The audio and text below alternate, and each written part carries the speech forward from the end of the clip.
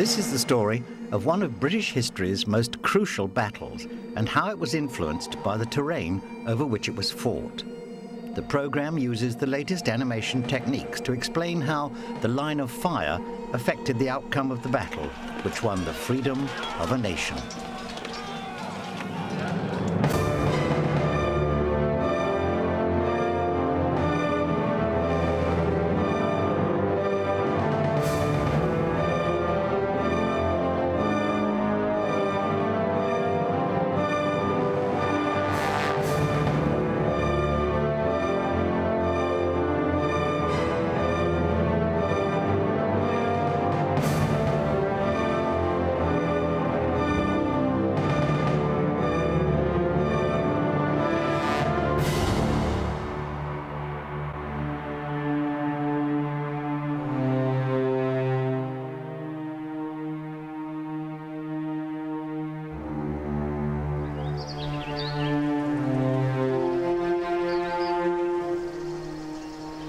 The Battle of Bannockburn is a rare example of a single decisive action which not only decided the outcome of a campaign, but of a whole war. With his crushing victory over King Edward II's English army, the Scottish king, Robert the Bruce, won not just the field of Bannockburn, but the freedom of his country.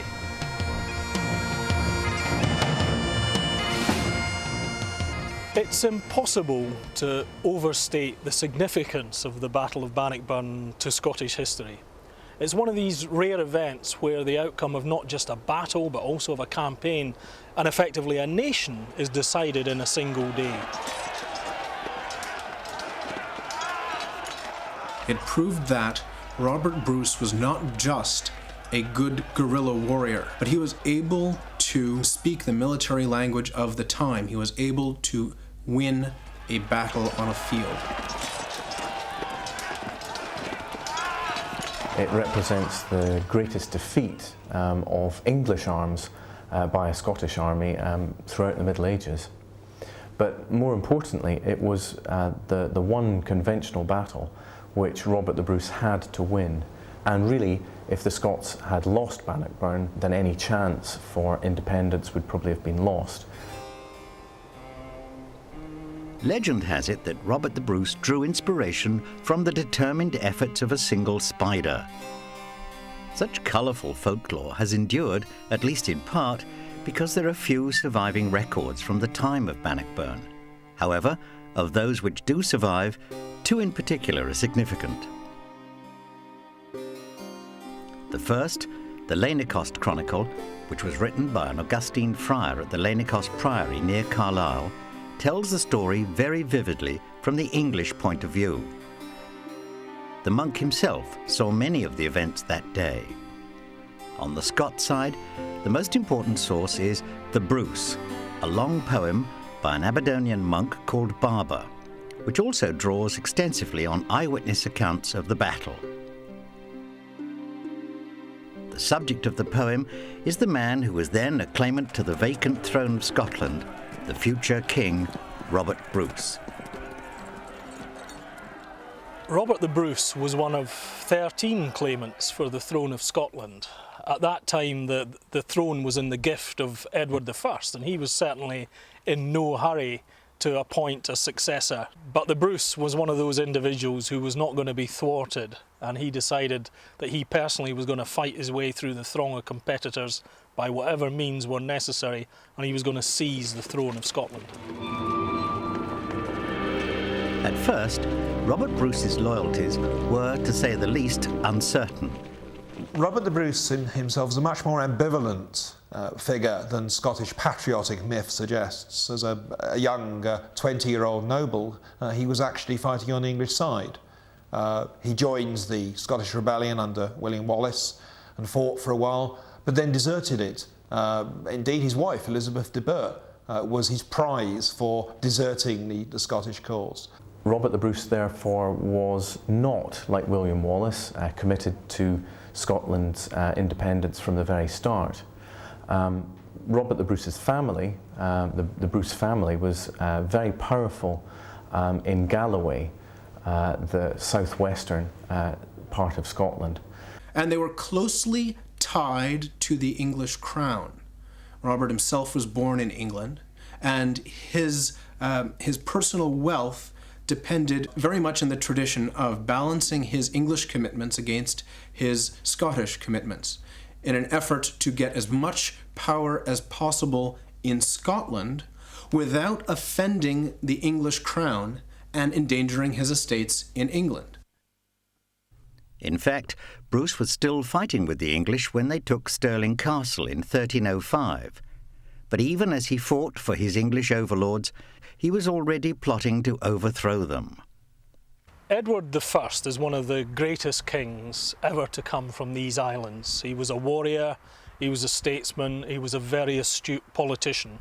He'd been on a crusade to the Holy Land, he had dealt with civil strife very firmly in England, and he'd subdued the Welsh. He was an all-round king at a time when a king needed to be personally, physically strong and decisive. He was from the Plantagenet family, and people said that the Plantagenets were descended from the devil, and it was based on their having a fiery temper.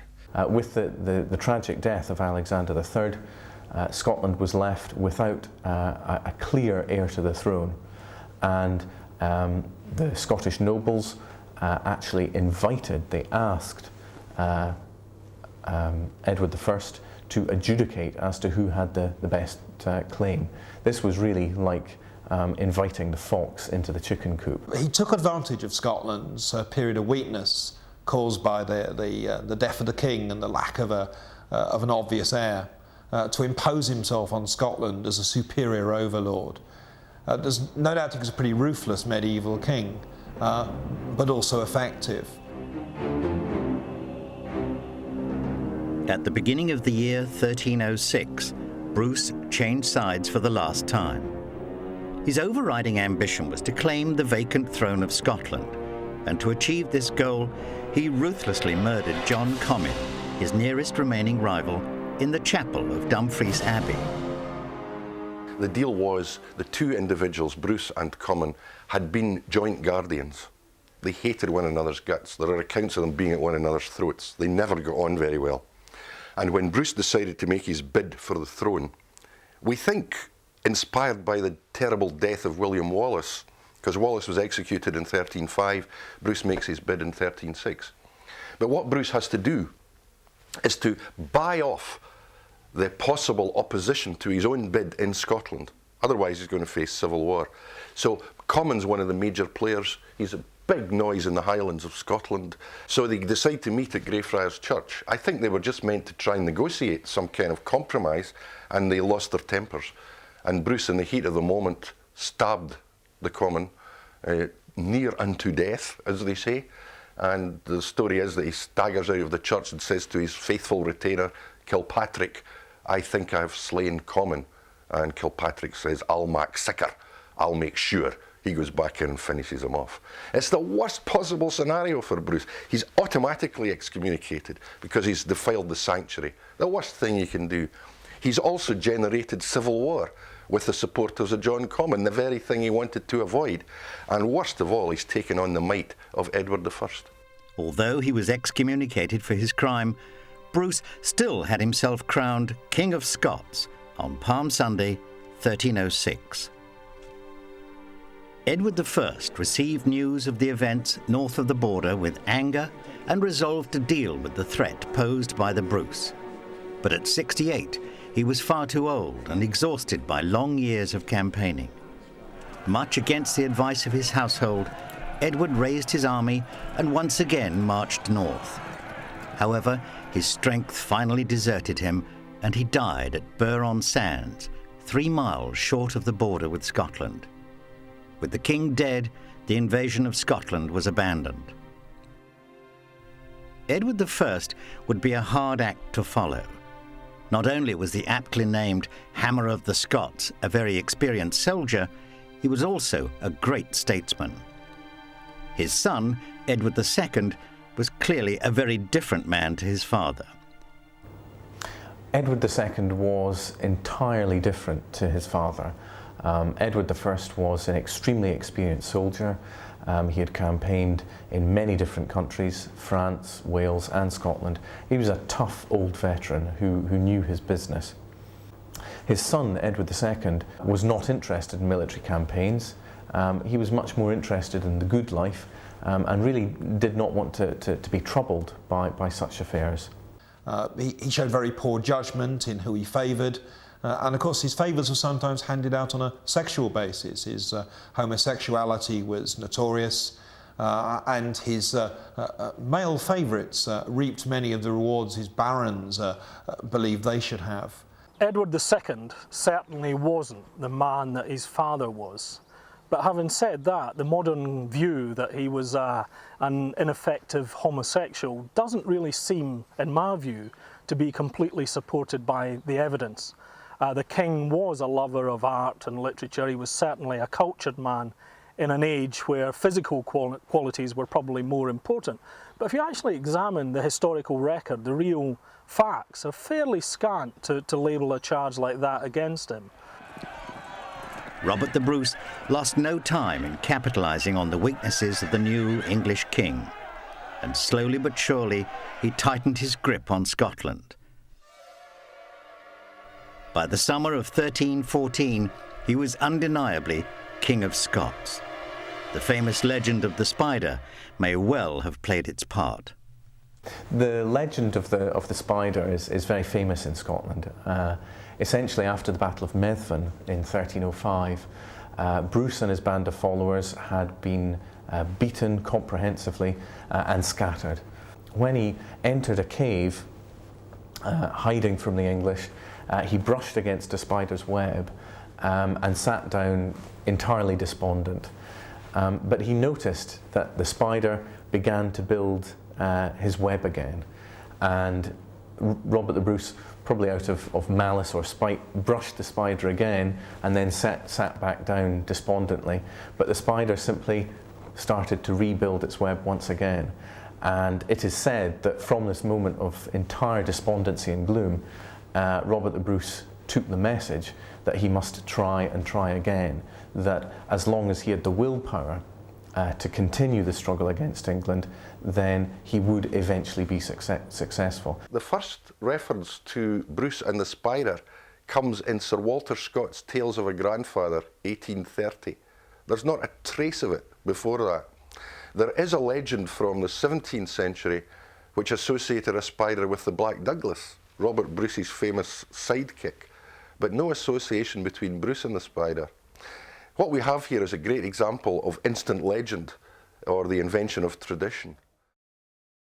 I don't think it's really important any longer whether there was an actual spider or whether it's an apocryphal story. It's a very inspiring and uplifting image that's quite universal of a man who, despite all the adversity, tries and tries again. And in real life, Bruce, despite having tremendous adversity in his personal life and in his political life, kept trying and trying and trying till he won in the end. So it's a very fitting legend. One by one, the towns and castles of Scotland had been stormed by the Bruce. Now only one remained in English hands: Stirling Castle, the key to the kingdom.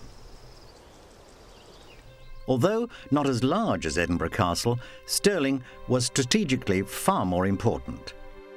It dominated the central plain in the middle of Scotland, where most of the wealth and population was concentrated. Today, it is still a majestic and awe-inspiring sight. In the Middle Ages, it was a daunting fortress. For the Scots, the capture of Stirling Castle was of vital, symbolic and strategic importance. Unlike his warrior father, Edward II was no soldier, but even he recognised that if Stirling Castle fell back into the hands of the Scots, the war and the country was effectively lost. Castles in general were very important strongholds for dominating an area militarily. It gave you a place where you could rest, requisition your forces, build up your strength and sally out to attack the enemy.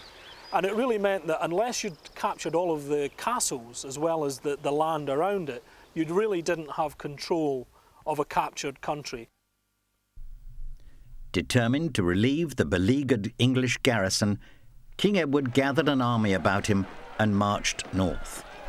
He was spurred on by the disturbing news that the governor of the castle, Sir Philip Mowbray, had agreed to surrender to the Scots if the garrison was not relieved by Midsummer's Day.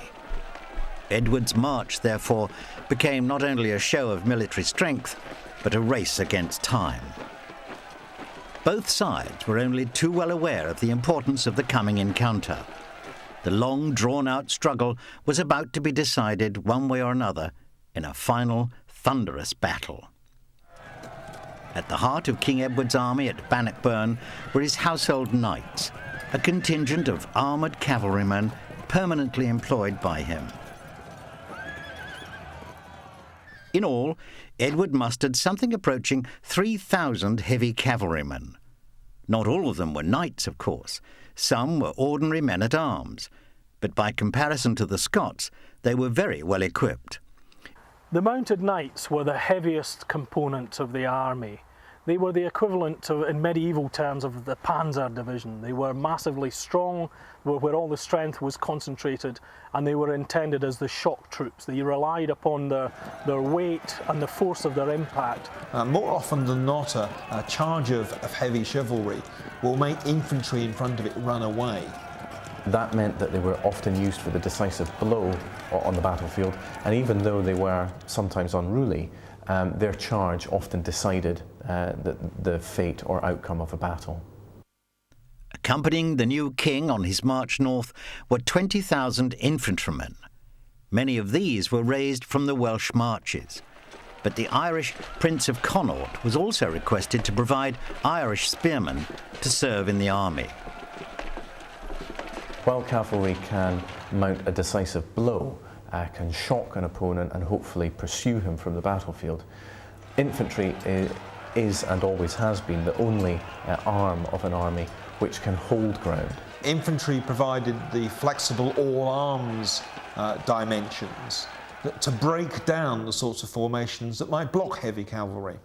Once they'd been mustered for service, the foot soldiers were organised into units of 20 men, led by an officer called a vantanar, from the French word meaning 20. 5 of these units, or vantains, were grouped together into a company, led by a centenar. He rode on horseback, wearing full armour, and was often a professional soldier. There was no formal organisation of the army above the level of the company. Come the day of a battle, it was customary practice to organise the various companies into 3 great divisions or battles. The vanward, the mainward, and the rearward. It was the job of the marshal, the medieval equivalent of a chief of staff, to allocate the different companies to each division, taking care to ensure that all 3 had an even proportion of archers and spearmen. The infantry were, of course, much less heavily armed and equipped than the cavalry. Over their basic clothing of shirt, hose and doublet, foot soldiers commonly wore padded quilted jackets of canvas or leather, perhaps a mail, together with simple iron helmets. If they belonged to a lord's retinue or were in the direct pay of the king, they wore livery coats displaying their master's badge. Often the Red Cross of St. George was added to the coats of the infantry. You can imagine when 2 armies finally became locked together in hand-to-hand combat, and this was in the days before uniforms had widely been accepted, it was very difficult to identify who was on your side and who wasn't. For that reason, a lord would issue liveried coats to his army. That helped to identify who was on your side and who was on the opposition side. The Scots army could not have been more different from the English. The most important element of the Scots army was not the mounted knights, but the infantry, who were mainly armed with spears known as long pikes. The Scots combined their companies into much larger bodies of pikemen called skiltrons, a Scots term which quite literally means moving thickets. Each of these moving hedgehogs of pikes was about 3,000 strong. The men were densely packed, shoulder to shoulder, forming a forest of spear points, which posed a formidable obstacle to charging cavalry. One man in a spear on a flat field against a man on a horse is going to die. But a group of men in a formation carrying spears is a much more formidable task. Indeed, horses will not actually go into such a formation, they will shy away from it. Now, of course, such weapons were not new.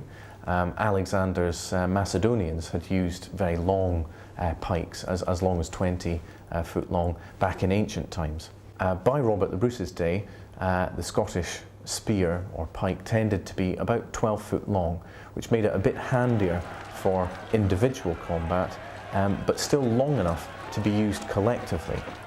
The schiltrum, the idea of that was more of defensive, I think. It's been compared to a hedgehog with a kind of semicircle and spears sticking out, close ranks and archers between the spears. The idea was the spears would protect the defending troops against a cavalry charge. The archers would do their damage as well. But it clearly didn't work at Falkirk. So in terms of effectiveness, I'm afraid the schiltrum perhaps is not that impressive at this particular juncture anyway. They are not effective against archers. Archers can stand 16, 18, 20 feet from you even, further than you can hit with your pike, and they can shoot you with the bow. Despite this, the Scots nobles shared these dangers with their men. While the English leaders rode with the cavalry, the Scots knights dismounted and fought in the front ranks of the schiltrons, shoulder to shoulder with their men. King Edward assembled his army at Berwick on the 10th of June 1314 and, travelling north by way of Edinburgh, reached Falkirk, barely 10 miles from Stirling, on the evening of the 22nd. The King of Scots was waiting for him. Unlike William Wallace at Stirling Bridge 17 years earlier, Bruce had chosen his battlefield with considerable care. The Scots army had chosen some very favourable positions indeed for the Battle of Bannockburn. And it's quite rare in medieval warfare that they had actually had the time to choose their site and prepare for the battle. The English army needed to approach Stirling Castle itself to relieve the siege that had been going on, as per their agreement. And the closer you get to Stirling and the valley of the River Forth, the worse the countryside gets for an army like the English. Stirling was surrounded by a low floodplain known as a carse, a wet, marshy area quite unsuitable for cavalrymen. The old Roman road, however, followed a spine of slightly higher, dry ground. A couple of miles south of Stirling, the road crossed a narrow stream called the Bannockburn, and then ran over a low plateau with patches of woodland. This area had been reserved by the Scottish kings as a hunting ground and was called the New Park. It was obvious that King Edward's strategy would be to advance on Stirling along the Roman road. He had with him a huge baggage train which could not be dragged across open country.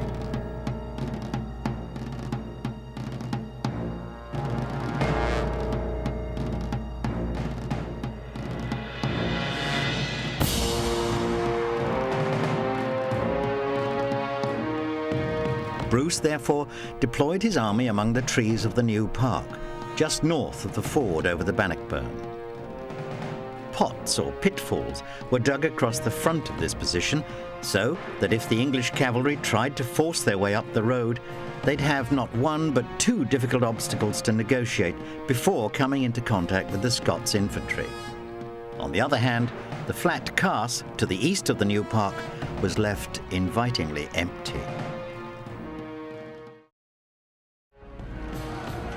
On Sunday, the 23rd of June, the English army cautiously felt its way forward to the Bannockburn, halting about half a mile to the south.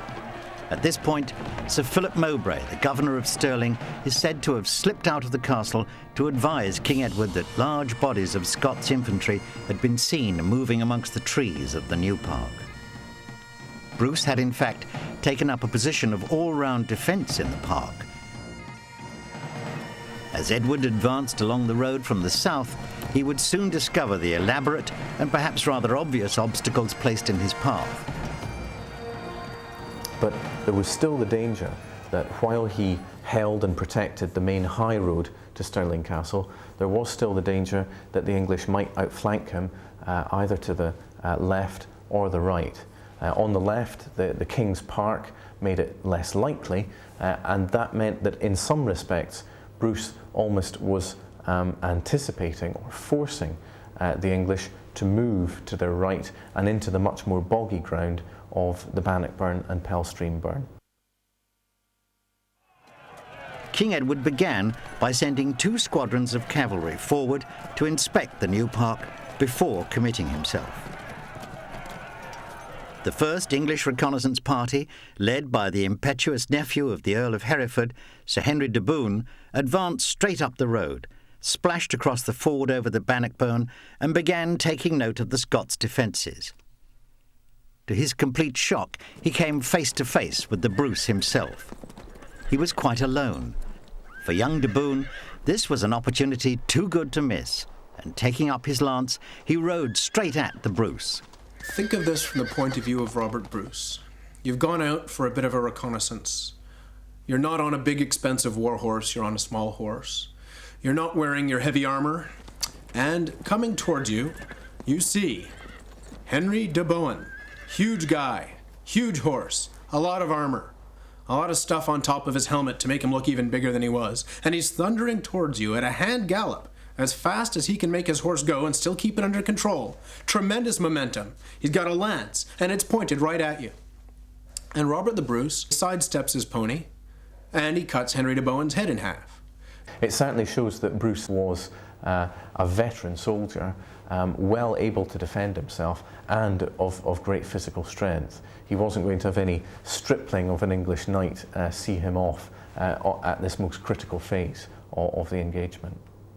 Having said that, for a commander in the field to risk his person in such a way certainly is quite a rash move, because if Bruce had the worst of the fight against de Bohun, the battle would have been over and the chances of Scottish independence would have been squashed there and then. The episode ended when some Scots cavalry rather belatedly appeared at the Bruce's side to chase off de Bohun's startled followers.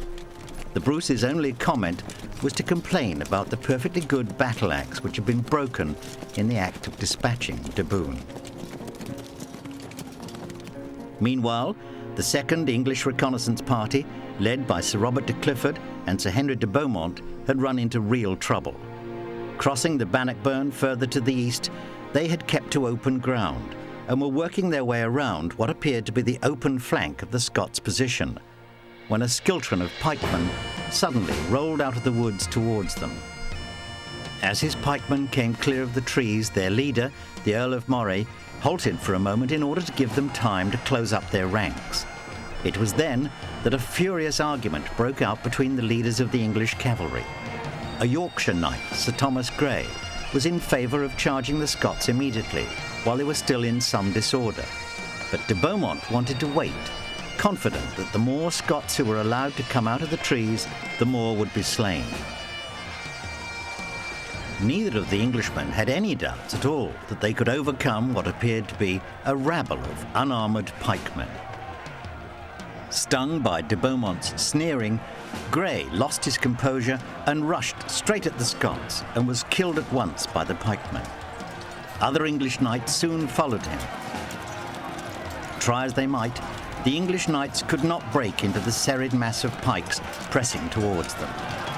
In their frustration, some even flung their lances at the Scots like javelins. As the Scots resumed their advance from the woods, the English cavalry broke and fled in disorder, some to Stirling, others back to King Edward's camp. Having made their point in no uncertain terms, Moray's pikemen calmly marched back into the shade of the trees.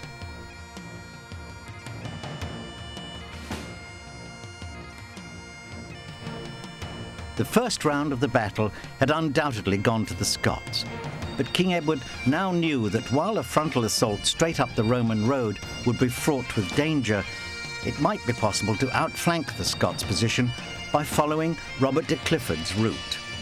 And so, that night, the entire English army ponderously swung around to its right, struggling across the Bannockburn to the east of the new park, and then waited uncomfortably for dawn. The English army was exhausted. The horses needed water. They basically needed space to spread out into.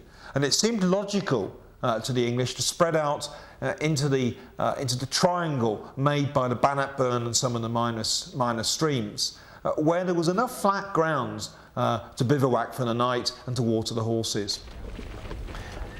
What the English did not realise during that evening and then into the night was that they were essentially placing themselves in a trap where the streams and burns, and indeed the River Forth, would constrain their deployment the next day and give the Scots a great advantage to hem them into a position from which they would find it difficult to get out.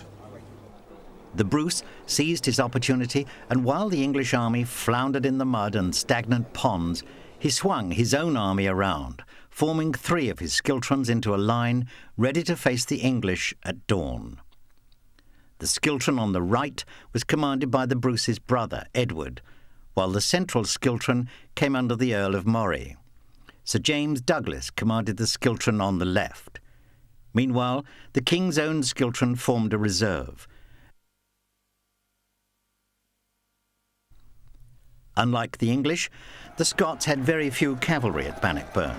Most of the Scottish knights who were present fought on foot in the front rank of the pikemen. Bruce had at his disposal only 500 light horsemen, led by Sir Robert Keith. These he placed well out on the left flank of the army, where they could guard against any sortie by the garrison of Stirling Castle. Scotland had virtually nothing to match the heavy-mounted English chivalry.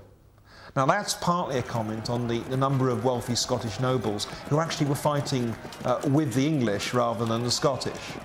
What was used at Bannockburn seems to be roughly 500 much lighter horsemen who would have been equipped without the heavy plate metal armour that films like Braveheart have made so famous.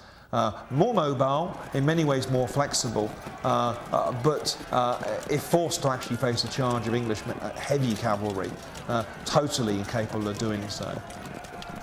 There was one other element in the Scots army which was to play a crucial role. Hidden from the view of the English forces on nearby Coxted Hill were the camp followers and Highland auxiliary forces who had come to lend the Scots army help. They watched the proceedings intently and would later play a vital role as the events of the day unfolded. In stark contrast to the carefully laid plans of the Scots army, confusion now reigned among the English forces. There were, for instance, no recognisable divisions of the army, just 2 long lines, one drawn up behind the other. The front line was composed of 9 squadrons of cavalry, each one about 250 strong, while on the left of the line stood a much larger division of some 800 cavalrymen, which was rather optimistically called the vanguard. Behind this colourful array of cavalrymen, the English infantry were drawn up in a single, disorderly mass, hemmed in between the Bannockburn and the River Forth. At Falkirk in 1298, the wily old King Edward I had defeated the Scots under William Wallace by attacking and defeating each schiltron in turn. But the son was not the master tactician his father had been, and Edward II was now faced with a far more cunning adversary. Robert the Bruce's tactics at Bannockburn were very different from those adopted by Wallace. He would not wait to be attacked. The Scots would strike first. Before the attack, the Scots army fell to its knees in prayer for safe deliverance in the coming battle. Edward is said to have mistaken the Scots' prayer for a plea for mercy. Any doubts he may have had were about to be unceremoniously removed as Bruce formed his schiltrons into columns and advanced down the gentle slope from St Ninian's Kirk and the New Park. down towards the disorderly rabble which was the English army.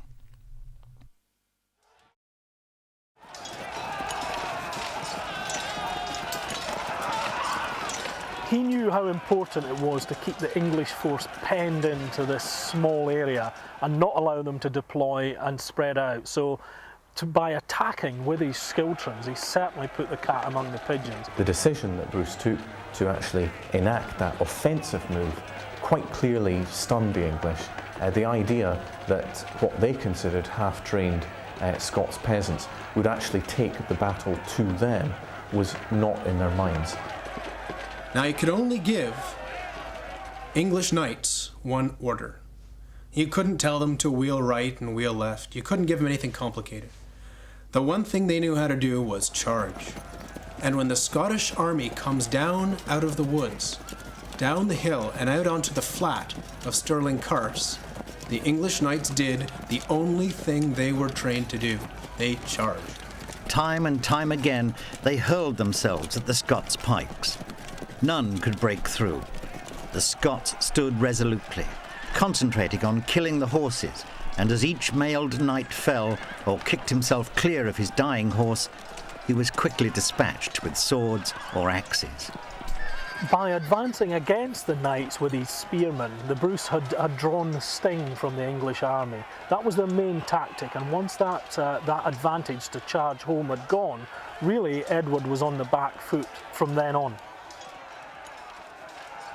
Bannockburn was no elegant, chivalrous encounter.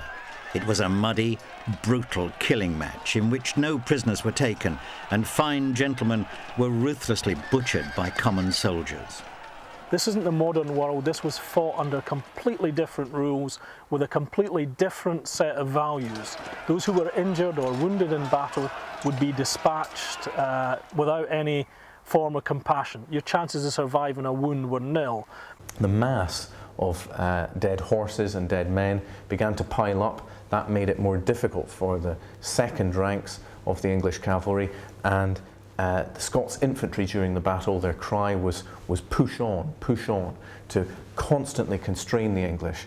And again, the image is really quite horrific.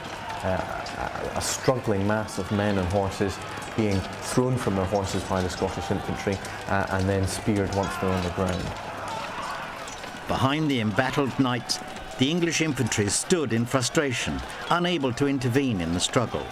From time to time, the archers amongst them tried to provide some assistance by shooting over the knights' heads in the hope of hitting the closely packed ranks of Scots pikemen on the other side of the melee. Unfortunately, they also succeeded in shooting many of their own men in the back, and they were soon ordered to stop. However, some archers managed to work their way around to the right of the English line, well clear of the fighting. From this position, they were able to shoot into the exposed flank of the Bruce's own schiltron, without fear of hitting their own men. As casualties among the pikemen mounted, Bruce called his own cavalry into battle. Archers at that time would normally protect their position by digging in stakes into the ground that would protect them against cavalry, but because the archers had moved into position, there was the prospect of being able to disperse them with a quick cavalry charge, and the Bruce saw that opportunity and unleashed his cavalry at exactly the right moment. The cavalry would be exposed to archery fire for a few minutes as they charged, but once they got in close, the English archers would not be able to defend themselves. The archers were quickly scattered and cut down. The threat to the Scots' flank had been averted. The battle had now been raging for an hour, and all around it was going badly for the English. Even King Edward had to defend himself with his mace as hands pulled and tugged at his harness. The battle was at a crucial stage, and it was now that Bruce unleashed a tactical masterstroke. He called forward his last reserve. Legend has it that the men who now suddenly appeared with their makeshift banners on the top of Coxted Hill in the New Park were just camp followers, a motley collection of grooms, cooks and sutlers.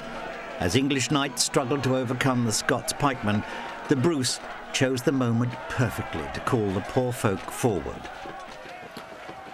The legend of the camp followers is another one of these tremendous romantic stories that surround the Battle of Bannockburn. We'll never know for sure.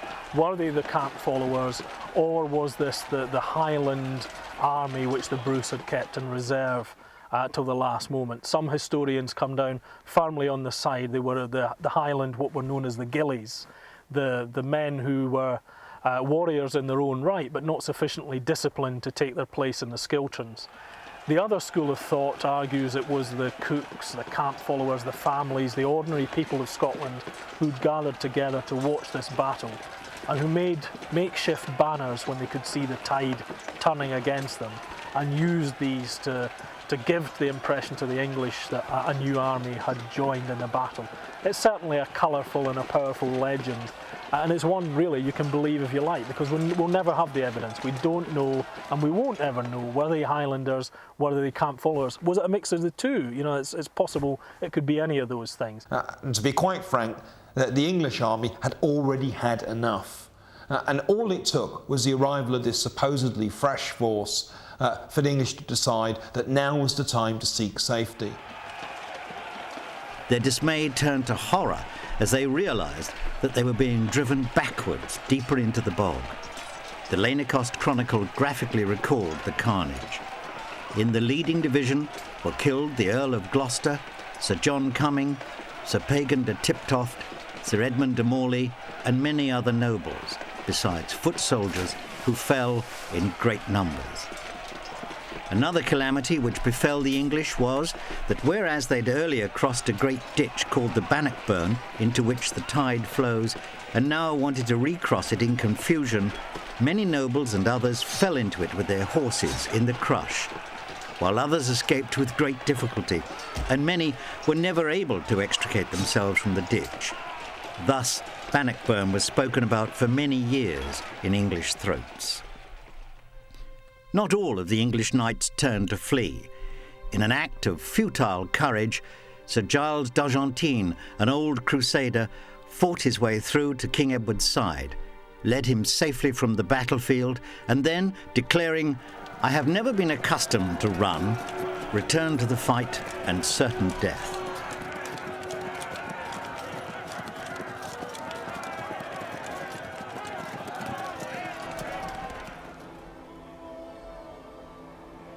Robert the Bruce, King of Scots, had won his battle.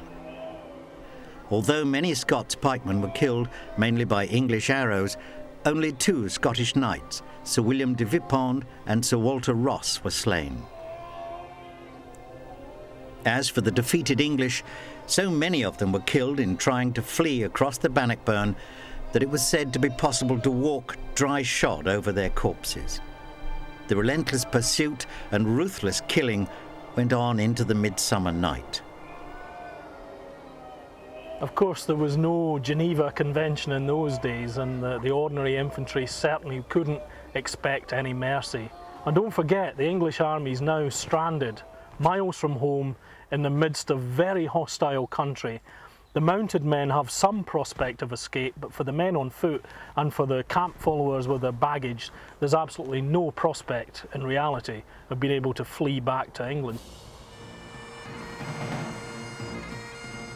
Many factors had contributed to the Scots' victory at Bannockburn. The Bruce had chosen his ground wisely. While his pikemen were able to operate effectively on the muddy castland, it was totally unsuitable for the heavy English cavalry. Although his army was greatly outnumbered by the English, it was much better trained. King Edward's knights were brave but undisciplined, and as a result, their superior numbers became a handicap, not an advantage. Put simply, they got in each other's way. Worse still, there was no effective chain of command on the English side. King Edward himself fought bravely as an ordinary knight, while his officers wrangled and argued amongst themselves. Not only was Bruce able to control his army, he was also able to judge when best to commit his reserves to the fighting. In short, King Robert and his army won the Battle of Bannockburn because they deserved to. Bannockburn was undoubtedly a colossal victory. There's no question about it. Probably the most spectacular victory in Scottish history. As such, it's never been forgotten by certain sections of the Scottish community. The Scottish National Party, for example, still holds annual rallies at Bannockburn.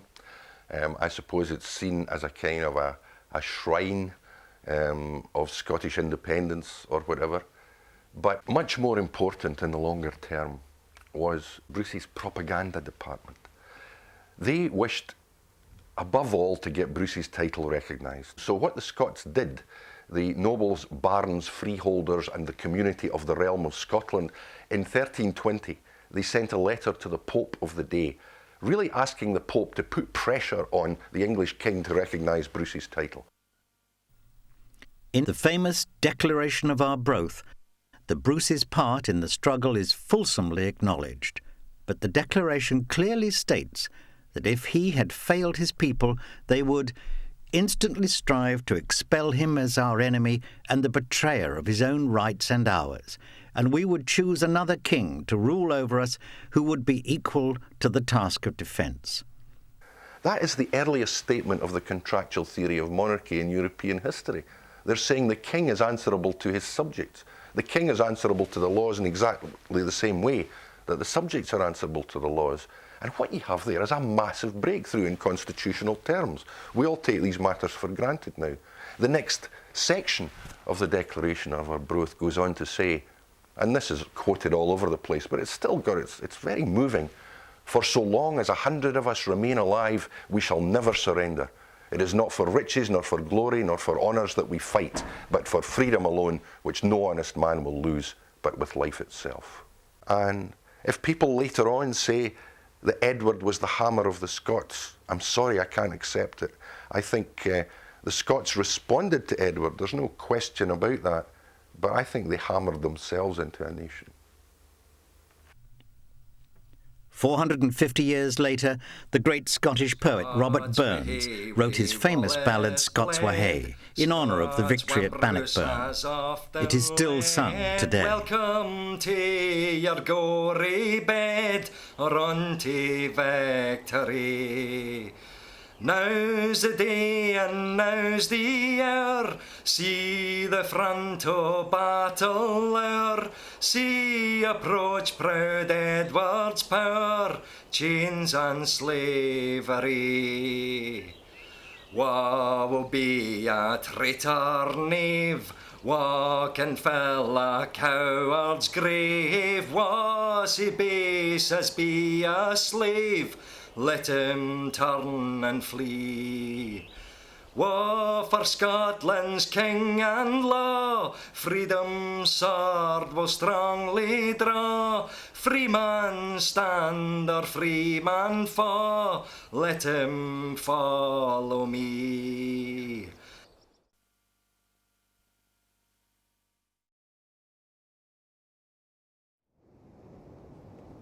On a dark, moonless night in the year of our Lord, 1314, Thomas Randolph, the young Earl of Moray, gathered a small band of warriors round him. They were about to embark on a daring attempt to scale the sheer rock face of Edinburgh Castle and take the garrison by surprise. The second last castle, still in English hands in the whole of Scotland, was about to fall into the hands of the Scots. The long war of Scottish independence was approaching its immortal climax.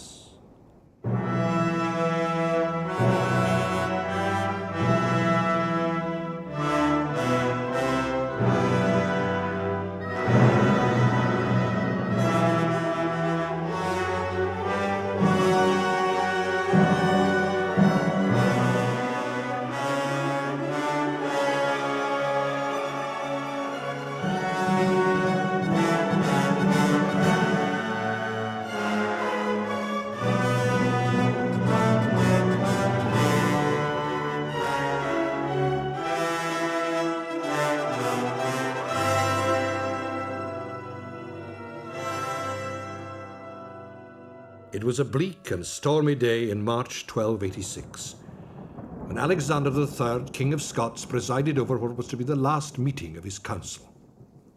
They met high above Edinburgh, in the Castle of the Maidens.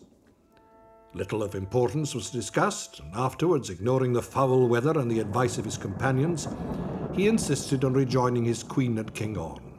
on the other side of the Forth. Alexander crossed the river safely by the Queen's Ferry. But in the rain and in the darkness, he somehow became separated from his guides.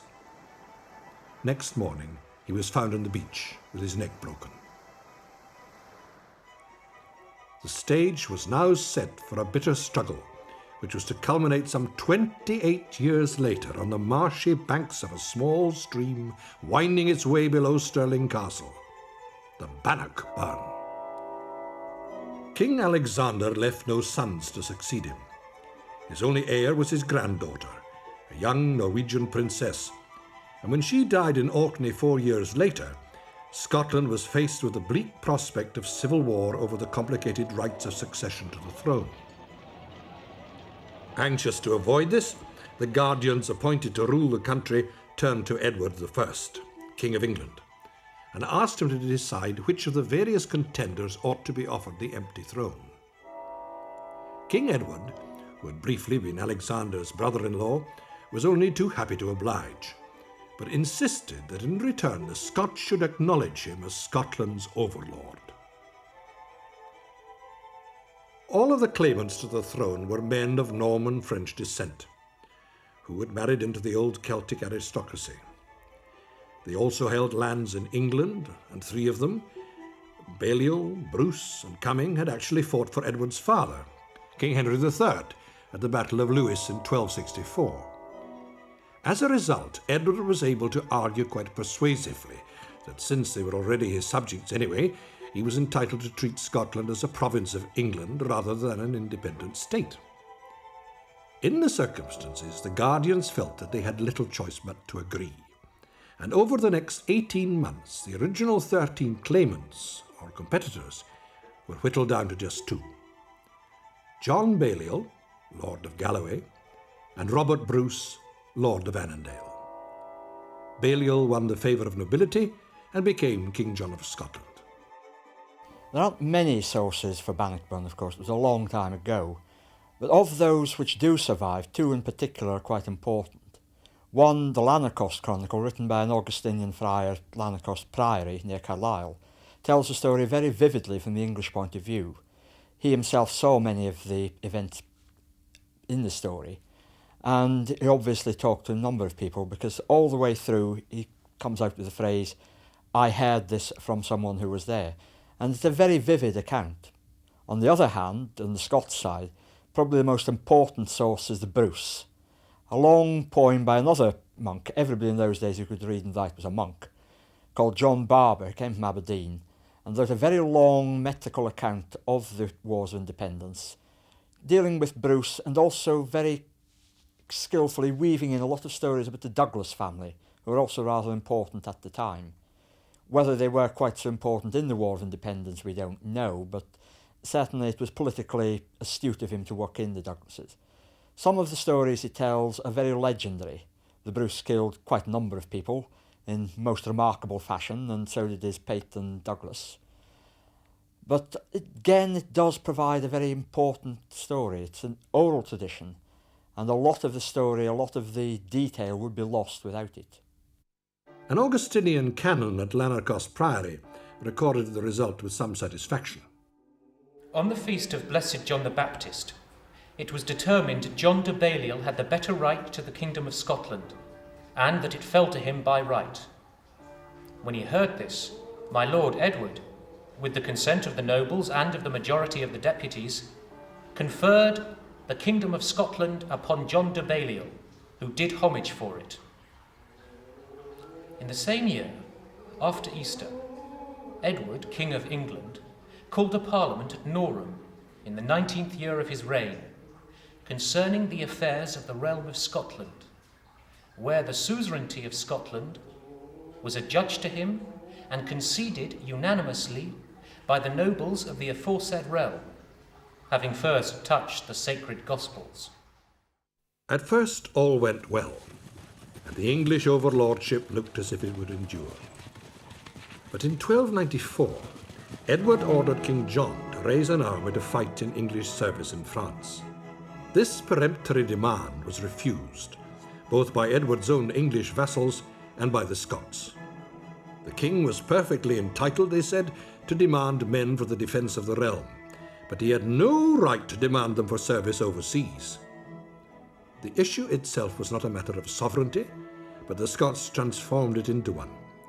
When the previously subservient King John of Scotland signed an alliance with France and sent troops to raid the north of England.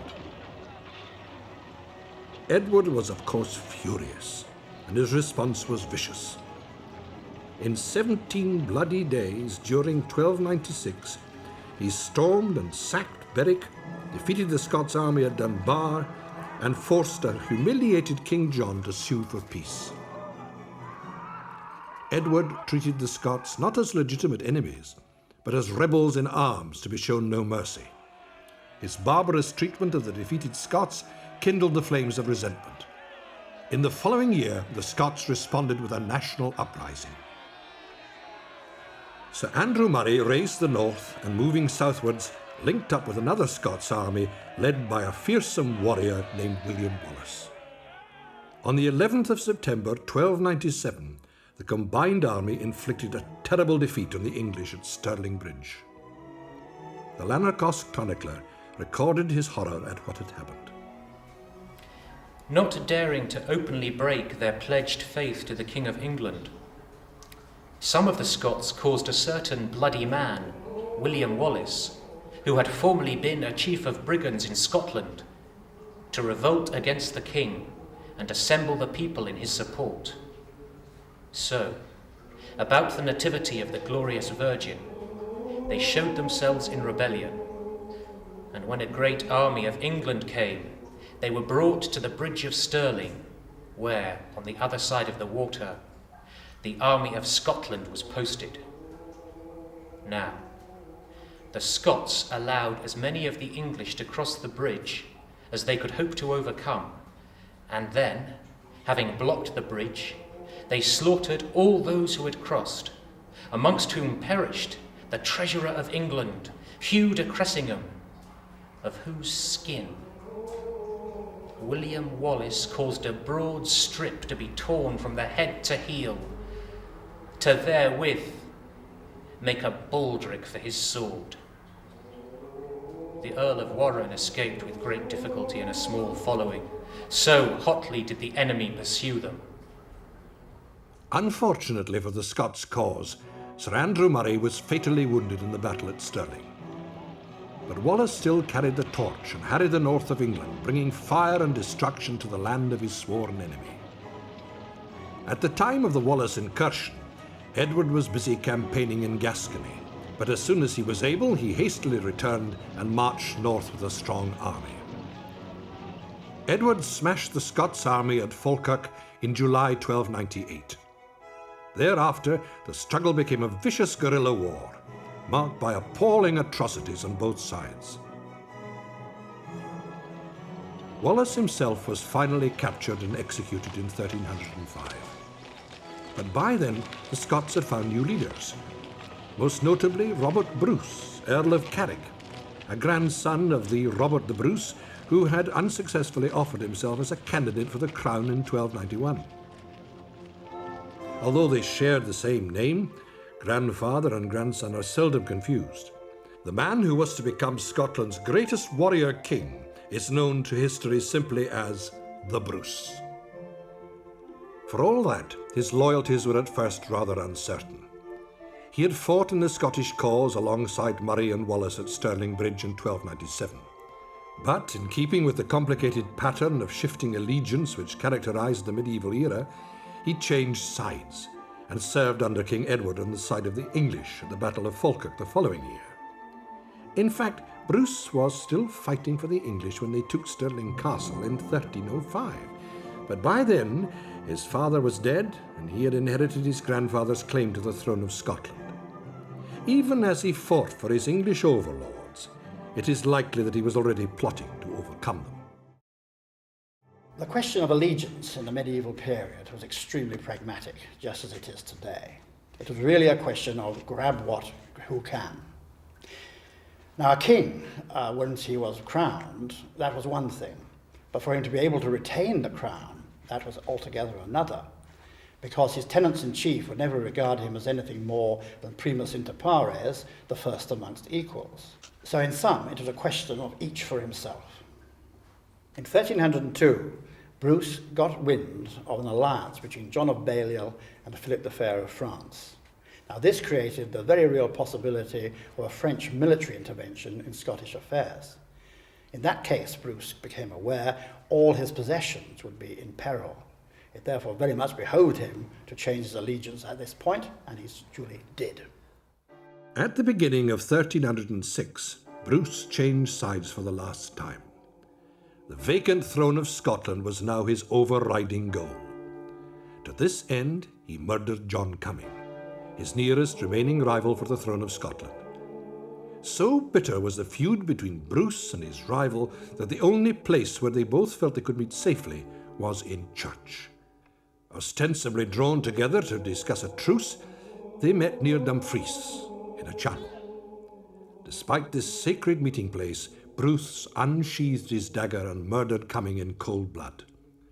Bruce was excommunicated for this act. Nonetheless, he had himself crowned King of Scots at Scone on Palm Sunday. Edward's reaction to these events was predictable. Too ill for campaigning himself, he dispatched an army northwards which caught Bruce unawares outside Perth and scattered his men with a single cavalry charge. Even in the face of this reverse, Bruce was still undaunted, and he took to the hills with a few followers. But a year later, he was sufficiently strong to come back at the head of a small army and defeat the English at the Battle of Loudon Hill near Kilmarnock. In the face of this continued insolence, Edward at last resolved to deal with the Bruce himself. But at 68, he was far too old and worn out. Much against the advice of his household, Edward raised his army and once again marched north. He died at Burgh-on-Sands, 3 miles short of the border with Scotland, and the invasion was abandoned. Edward I was a really difficult person to follow.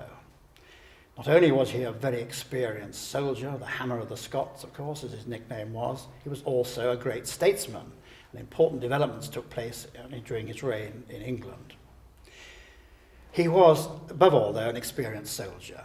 He had dealt with civil war in England, he'd been on a crusade, he'd defeated and conquered the Welsh, he had almost knocked out Scotland in an earlier campaign, and it was only really in his later years as he became older and iller that things began to slip just a bit. But you can criticise him for not really bringing on the first Prince of Wales, of course, as Edward II had been, properly. He did not bring him up properly. And I think part of the responsibility, therefore, for Edward II's weaknesses lie upon the head of his father. Edward II has really received a very bad press, both in his own time and subsequently. And this is not, in fact, entirely fair. Although we must admit he had his favourites, Piers Gaveston and others, and people who questioned his sexual mores, at the same time he was an extremely cultivated king, enjoying art and music and painting. In many ways he was way ahead of his time. But the trouble was he was not really tough enough to be a king in this particular century.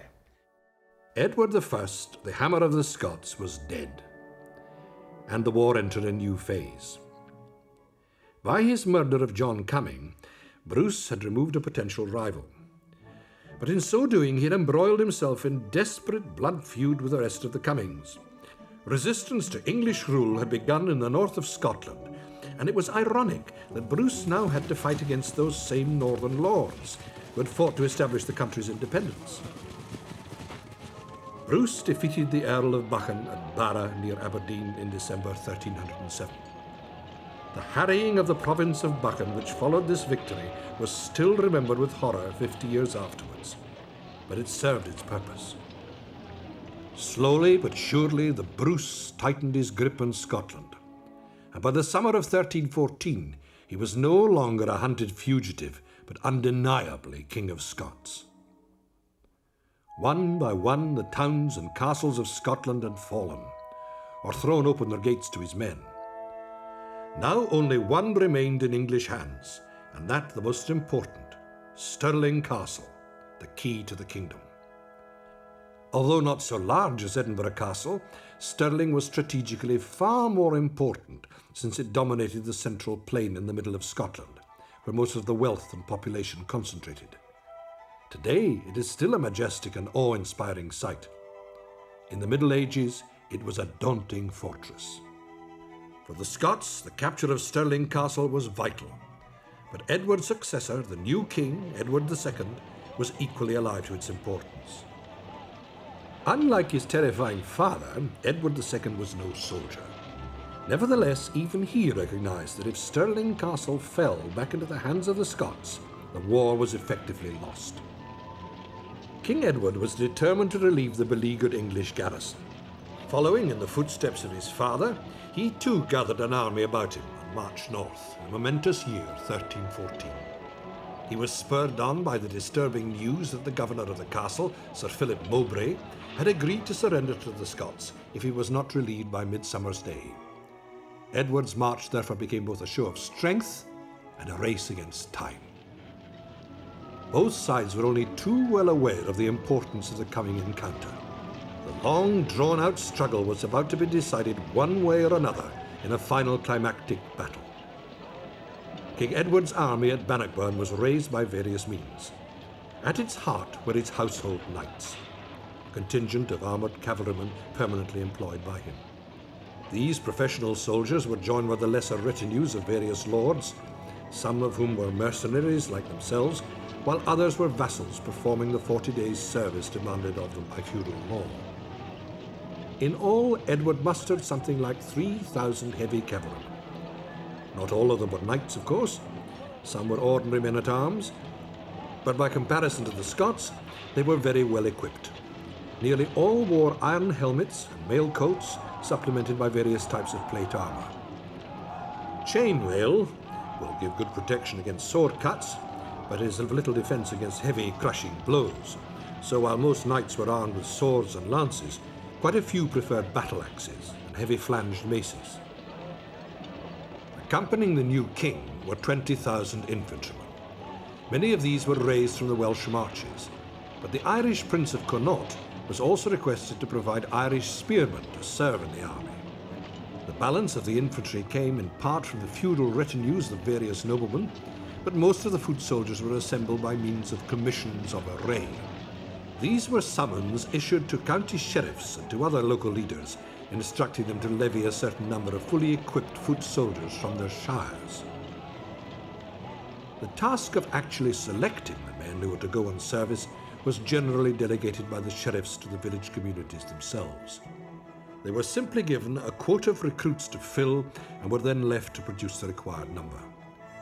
All yeomen with lands or rents worth £2 to £5 a year were liable to serve as archers, and naturally the quality of the fighting men varied enormously. Landless labourers were not liable for military service, but they could be hired as substitutes to go in place of yeomen who were chosen to go but wished to stay at home. The local communities were also responsible for arming and clothing the men chosen to go, and it seems to have been customary at this time for them to have been given white woolen coats, as well as knives, swords, and bows or spears. Once they had been mustered for service, the foot soldiers were organised into units of 20 men, led by an officer called vintenard, from the French word meaning 20. 5 of these units, or vingtaines, were grouped together in a company, led by a centenar. He rode on horseback, wearing full armour, and was often a professional soldier, though like the vintenard, he might sometimes be elected by his men. There was no formal organisation above the level of the company, although men from the same country or from a particular nobleman's estates did tend to serve together. Come the day of the battle, it was customary to organise the various companies into 3 great divisions, or battles: the vanward, the mainward, and the rearward. It was the job of the marshal, the medieval equivalent of a chief of staff, to allocate the different companies to each division in such a way as to ensure that all 3 had an even proportion of archers and spearmen. The infantry were, of course, much less heavily armed and equipped than the cavalry. Over their basic clothing of shirt, hose, and doublet, foot soldiers commonly wore padded quilted jackets of canvas or leather, and perhaps some mail as well, together with simple iron helmets. If they belonged to a lord's retinue or were in direct pay of the king, they would also wear livery coats, displaying their master's badge, but otherwise plain white coats. Often a red cross of St. George was added to the coats of the infantry. Most of King Edward's infantry at Bannockburn were archers, but there were also spearmen amongst the county levies, and other spearmen and crossbowmen were raised in Wales and in Ireland. The Scots army was raised in a somewhat similar fashion, but in a crucial respect it was very different from the English one. The most important element of the Scots army was not the mounted knights, but the infantry. They were chiefly armed with long pikes. In Scotland, only men of property were seriously considered for the army. It was felt that only those who had possessed a stake in the land could be entrusted to defend it. And in any case, a certain amount of wealth was required in order to be able to afford the necessary equipment. Although the Scots infantry were mainly conscripts, they were not the tattered peasant levies of popular imagination.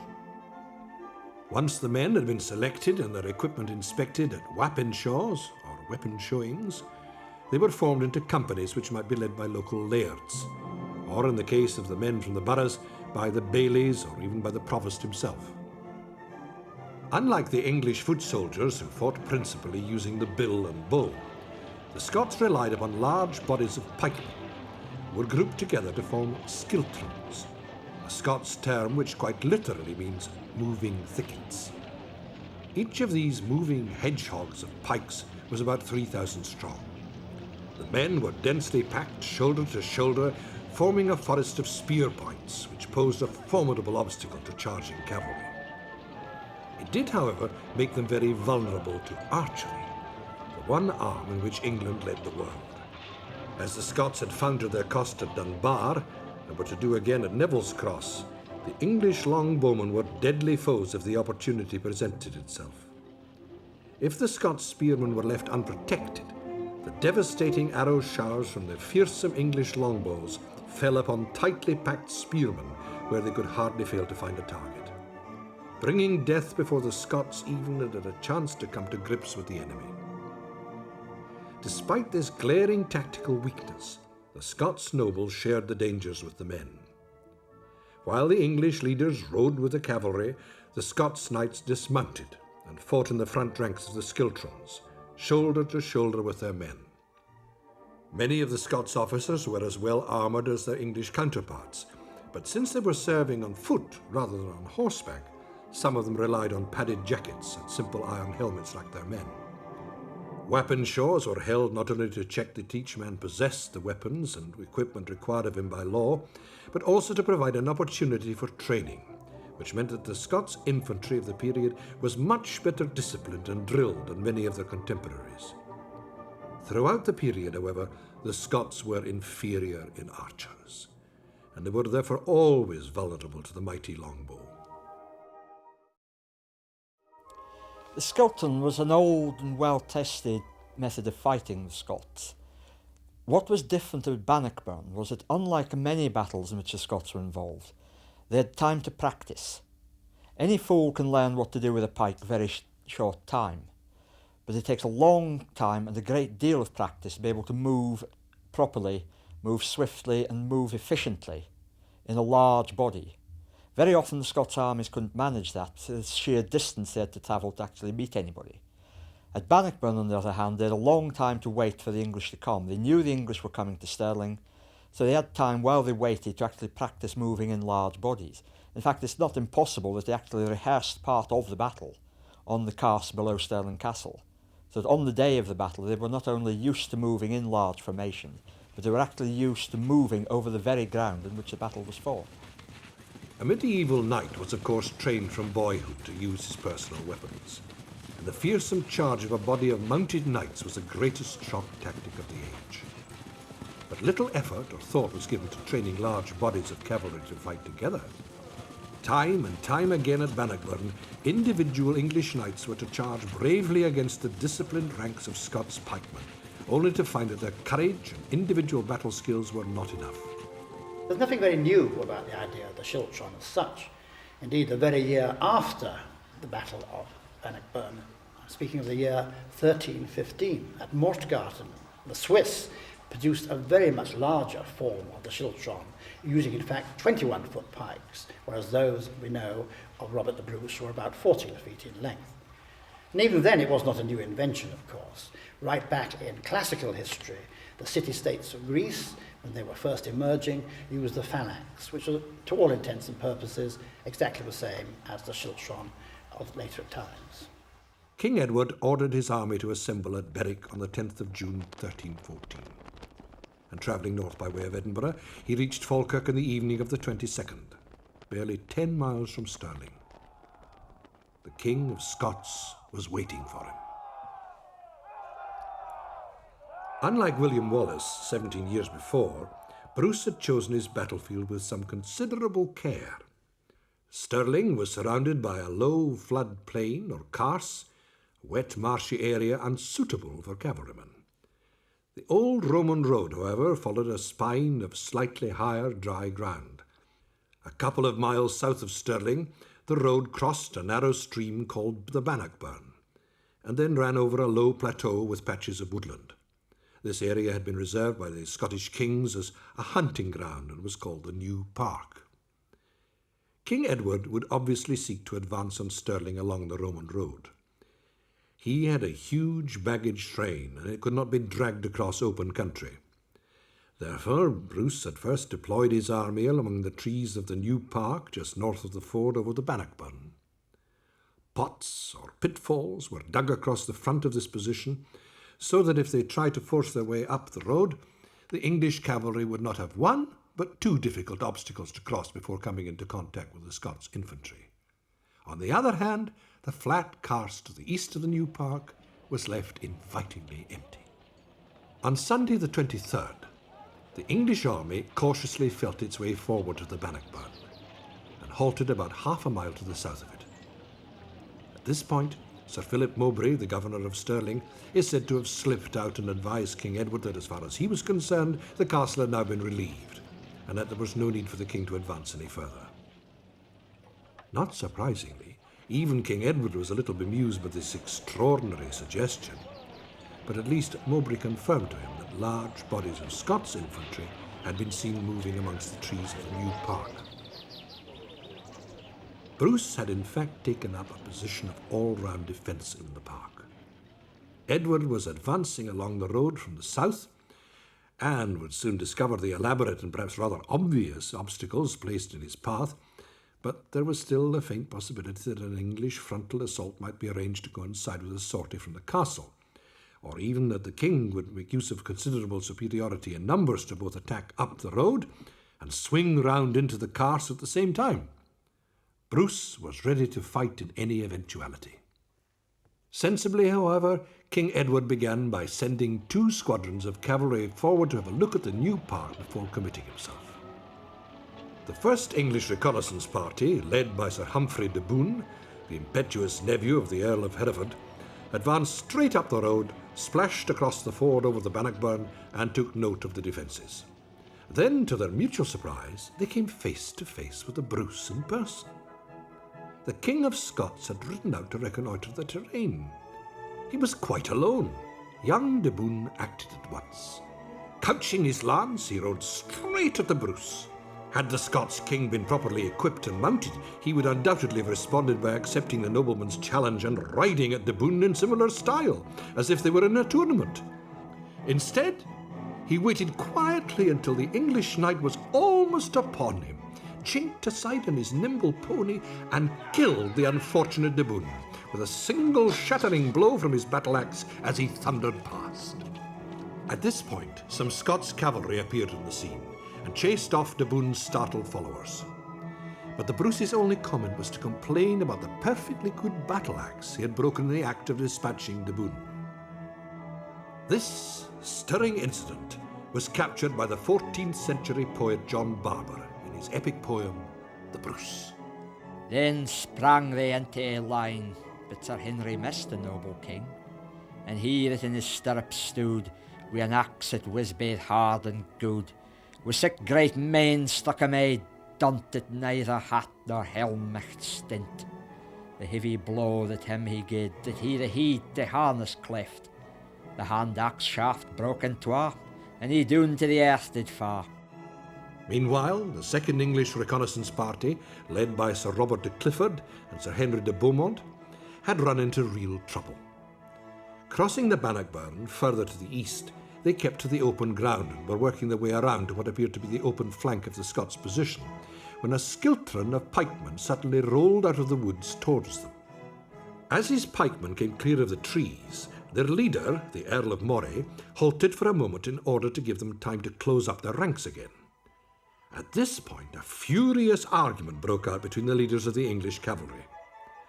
A Yorkshire knight, Sir Thomas Grey, was in favour of charging the Scots at once, while they were still in some disorder, but de Beaumont and some others wanted to wait, confidently insisting that the more men who were allowed to come out of the trees, the more of them would be slain.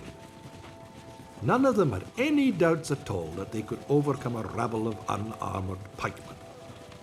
Stung by de Beaumont's sneering accusation of cowardice, Grey rushed straight at the Scots and was killed at once by the pikemen. Other English knights soon followed him, but try as they might, they could not break into the serried mass of pikes pressing towards them. In their frustration, some even flung their lances at the Scots, like javelins, but all to no avail. And as the Scots resumed their advance, the English cavalry fled in disorder, some to Stirling, others back to King Edward's camp. Having made their point in no uncertain terms, Murray's pikemen calmly marched back into the shade of the trees. The first round of the battle had undoubtedly gone to the Scots. But King Edward now knew that while a frontal assault straight up the Roman road looked like being rather too difficult, it still appeared to be possible to outflank the Scots' position by following Clifford's route. That night, the whole English army ponderously swung round to its right, struggled across the Bannockburn to the east of the new park, and then waited uncomfortably for dawn. Already the operation was going badly wrong. Clifford's reconnaissance force had quite naturally stuck to the relatively high ground near the park. They reported it to be fairly dry, but an army, and more especially an army of over 20,000 men, needs considerably more space than a mere squadron of cavalry. And in order to find that space, the English host drifted further towards the east and blundered into a great bog. Certainly it would be hard to find a worse position for the English army than the one in which they now found themselves. Not only were they standing up to their ankles in mud and water, but they had a large river at their backs and another stream on their flank across their line of retreat, a most unenviable situation. They had, in fact, walked into a carefully prepared trap. A clear night in midsummer is neither very dark nor very long, but the chroniclers all agree that the English army spent a few miserable hours in that evil, deep, wet marsh, crowded closely together, waiting for sufficient light to see where they were and what they could do about it. The Bruce was, of course, aware of this move almost as soon as it had begun, and while the English unhappily floundered about amidst the mud and stagnant ponds, he swung his own army around and formed 3 of the skiltrons into a line ready to face the English at dawn. His brother, Sir Edward Bruce, commanded the skiltron on his right. Then came Murray's skiltron in the centre, and Sir James Douglas's one on the left. The King's own skiltron formed a reserve. An additional reserve in the form of a division of poorly armed and undisciplined Highlanders, the Gillies, was left hidden in the new park. Unlike the English, the Scots had very few cavalry at Bannockburn. Most of the Scottish knights who were present fought on foot in the front rank of the pikemen. Bruce had in fact only 500 light horsemen, led by Sir Robert Keith. These he placed well out on the left flank of the army, where they could guard against any sortie by the garrison of Stirling Castle. The English dispositions, on the other hand, were very badly thought out. Or perhaps it was more likely that the confusion in the bog had upset any plans which might have been made. There were no recognisable divisions of the army, just 2 long lines, one drawn up behind the other. The front line was composed of 9 squadrons of cavalry, each one about 250 strong. And on the left of the line stood a much larger division of some 800 cavalrymen, rather optimistically called the vanguard. Behind this colourful array of chivalry, the English infantry were drawn up in a single disorderly mass, hemmed in between the Bannockburn and the River Forth. The confusion in which the English found themselves at dawn was further increased by an acrimonious dispute which broke out between the Earls of Hereford and Gloucester, over which of them should command the vanguard. The young Gloucester lost the argument. Churlishly he rode up to the king and advised him to delay the battle for a day, until some more suitable ground could be found. Badly chosen though the ground undoubtedly was, the English army was now committed to battle. It was far too late to think of drawing back, and King Edward angrily accused his nephew of cowardice and treachery. To this charge there could only be one answer. Gloucester at once rejoined his men, and without waiting to don his heraldic surcoat or even to make sure that they were following him, he galloped straight towards the nearest schiltron. Like Sir Thomas Grey the day before, he was virtually committing suicide. His horse was instantly speared from under him, and both he and his standard-bearer were cut down. At the Battle of Falkirk in 1298, Sir William Wallace had formed his schiltrons into defensive hedgehogs, not unlike the famous British squares at Waterloo 500 years later. Once he had done that, he simply stood and waited the onslaught of the cavalry. All the while they were at the mercy of the fearsome English longbow. It was almost as if Wallace sensed the stand would be futile. With a fatalistic resignation, his last words to his army were ominous. "I have brought ye to the ring," he said to his men. "Now dance as ye may." The wily old king, Edward I, had dealt with each schiltron in turn. With calculated ferocity, he first shot great gaps in the densely packed Scottish ranks with his archers, and then he sent in his cavalry to exploit the gaps, where they butchered the survivors. But his son was not the master tactician his father had been, and he was now faced with a far more cunning adversary, the Bruce himself. Bruce's tactics at Bannockburn were very different from those adopted by Wallace. He would not wait to be attacked, but strike first. Before they did so, however, his troops fell to their knees in prayer for safe deliverance in the coming battle. Now, when the two armies approached very near to each other, the Scots fell to their knees to repeat Pater Noster, commending themselves to God and seeking help from heaven, after which they advanced boldly on the English. They had so arranged their army into 3 columns abreast, so that none of the 3 should advance ahead of the other. The 4th followed behind, in which was the King of Scots. By a truth, when the two armies engaged, the great English horses advancing on the pikes of the Scots as in a dense forest, there arose a great and terrible crash of spears broken and destriers wounded to death, and so they remained without movement for a while. The English in the rear could not reach the Scots because the leading division was in the way, nor could they do anything to help themselves. This account I heard from a trustworthy person who was an eyewitness. Instead of passively standing on the defensive, waiting to be attacked, Bruce formed his schiltrons into columns and began the battle by advancing them down the gentle slope from St Ninian's Kirk and the New Park, down towards the disorderly rabble which was the English army. As battle was joined, the Scots schiltrons advanced against the English cavalry. As they closed together for mutual assistance, it became obvious that they were going to be outflanked on the left, so Bruce led up his own men to prolong the front line. Time and time again, the English cavalry rode boldly forward, vainly flinging themselves against the Scots' pikes. None of them could break through. The Scots stood resolutely, concentrating on killing the horses.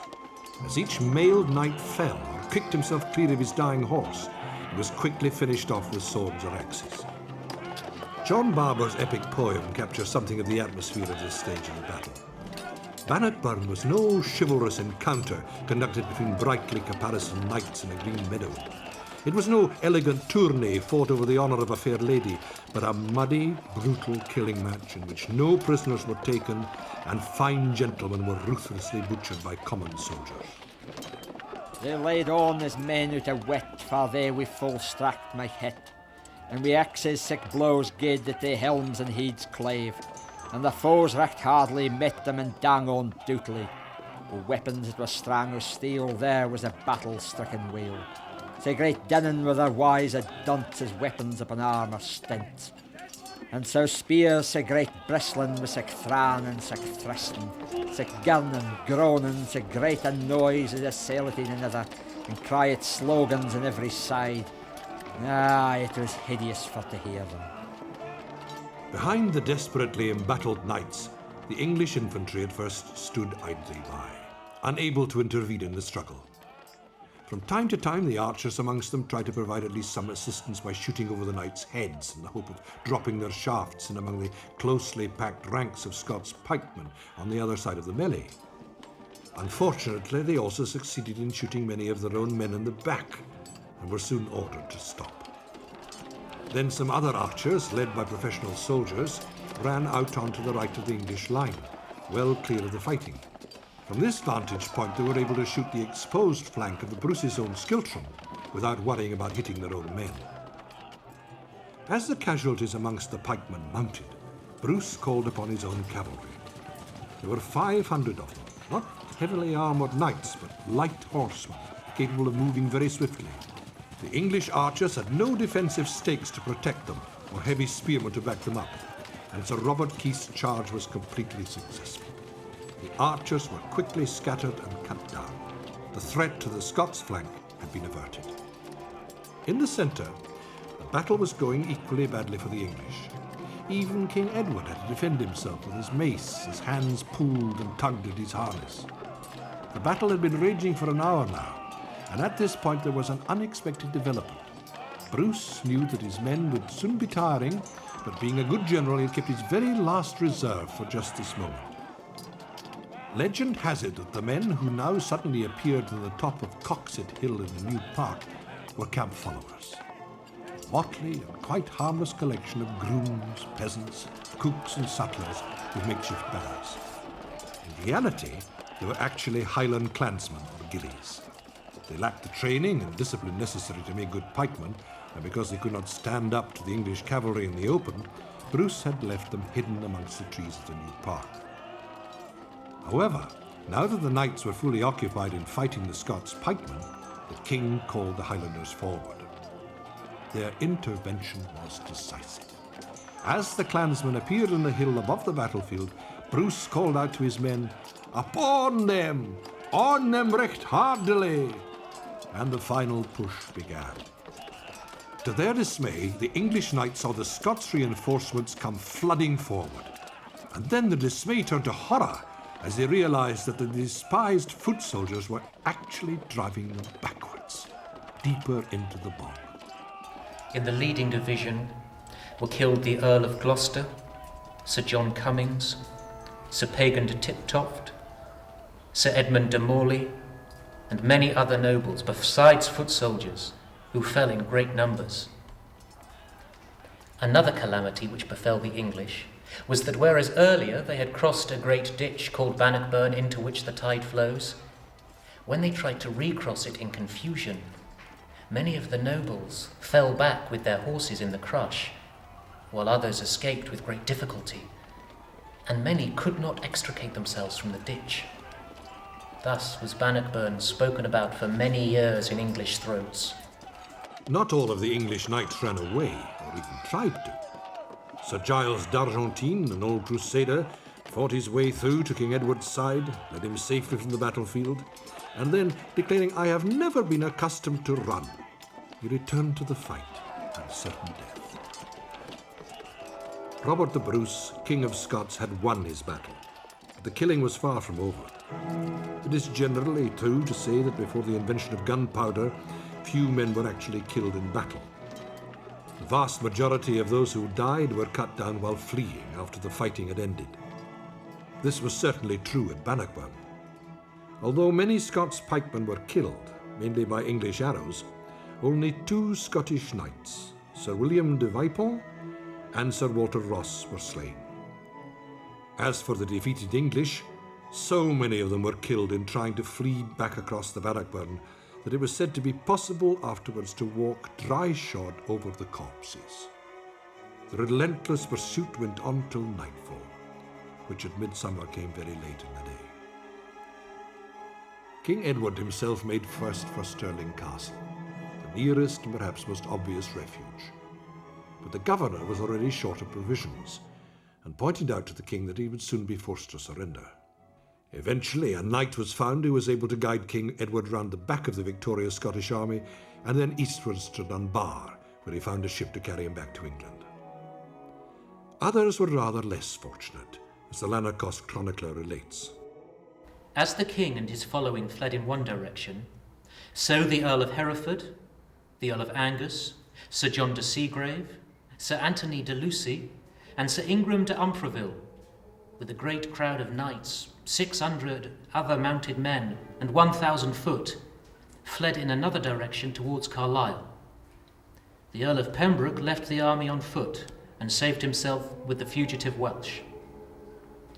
But the aforesaid earls and others, who had fled towards Carlisle, were captured on the way at Bothwell Castle, for the warden, Sir Walter Gilbertson, a Scot who had held the castle down to that time for the King of England, perceiving that his countrymen had won the battle, allowed the chief men who came thither to enter the castle in the belief that they would find a safe refuge, and when they had entered, he took them prisoners.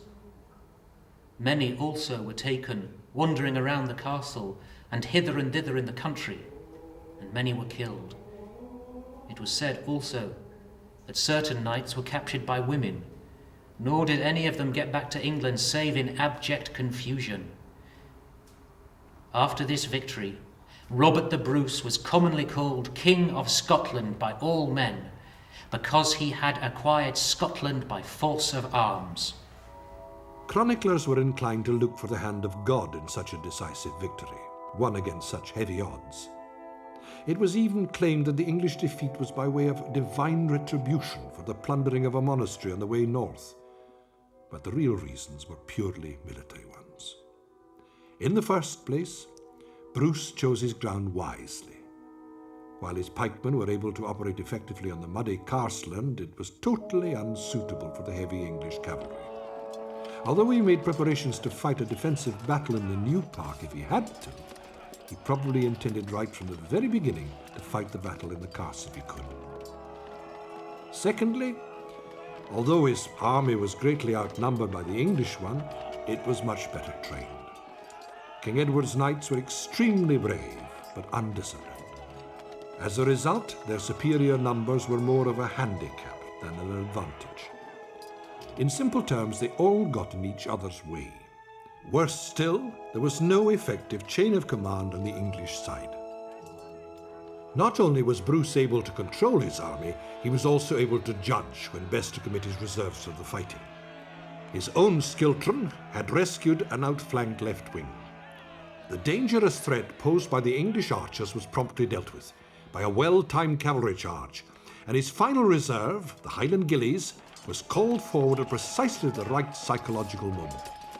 King Robert and his army won the Battle of Bannockburn because they deserved to. There was no gainsaying the overall significance of the Battle of Bannockburn. It earned Scotland 3 centuries of freedom from English rule, independence, in other words. But militarily speaking, we also learned some very important lessons from this engagement. First of all, there was a danger of overconfidence. English armies had often defeated Scots armies in previous occasions, particularly the Battle of the Standard is a very good example of that, and they were therefore somewhat over-assured of success, and that is always a dangerous thing. Furthermore, many of the young knights who were now in the army for probably the first time in 1314 were inexperienced and certainly indisciplined in the way they conducted their duties, and that was linked to this matter of being overconfident. The English also learnt the vital importance of a good leader. Now, no one can impugn Edward II's bravery. He fought extremely bravely on this particular day, but that was not his role. He was meant to be in control, and that he was not, nor had he deputed control to another big magnate in his behalf. So there are arguments amongst the next commanders about what they were supposed to be doing, So it all broke down on this matter of having a real leader in charge. English losses were pretty horrendous. 22 earls, 68 barons, 1,000 spearmen and archers. And as we know, a further 1,500 became prisoners later, having been tricked into entering a castle. So this was a very severe defeat for the English feudal army. And it was going to be some years before it could pick up its act again and make the whole thing highly effective. But of course, in Edward III, the next king, we were to bring one of our foremost kings of all periods as a soldier, fighter, into the scene, and the days of Edward II would soon be forgotten.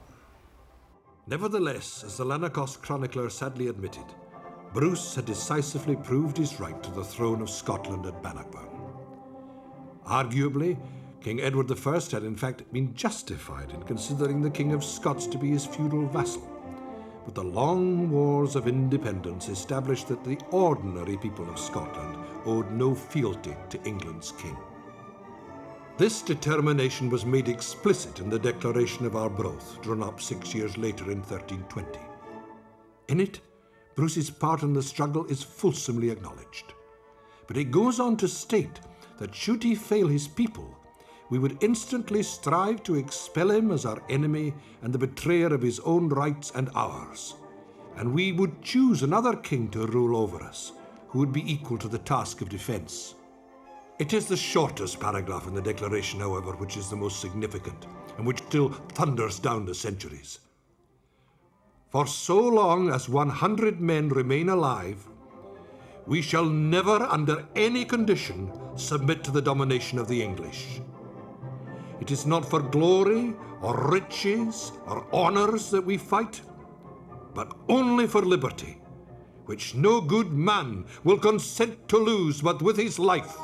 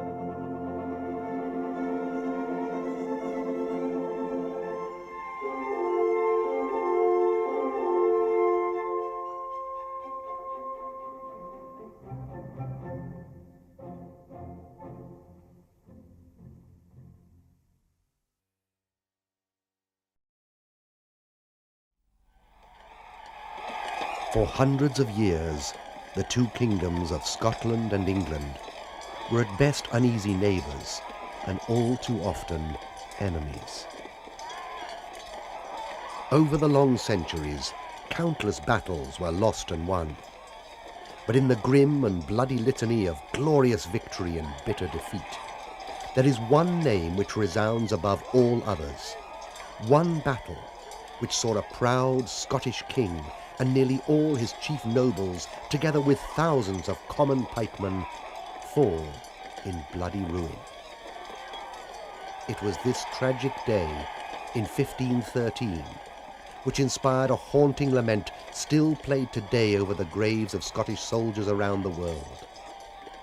It tells the story of the death of a generation on the field of Flodden.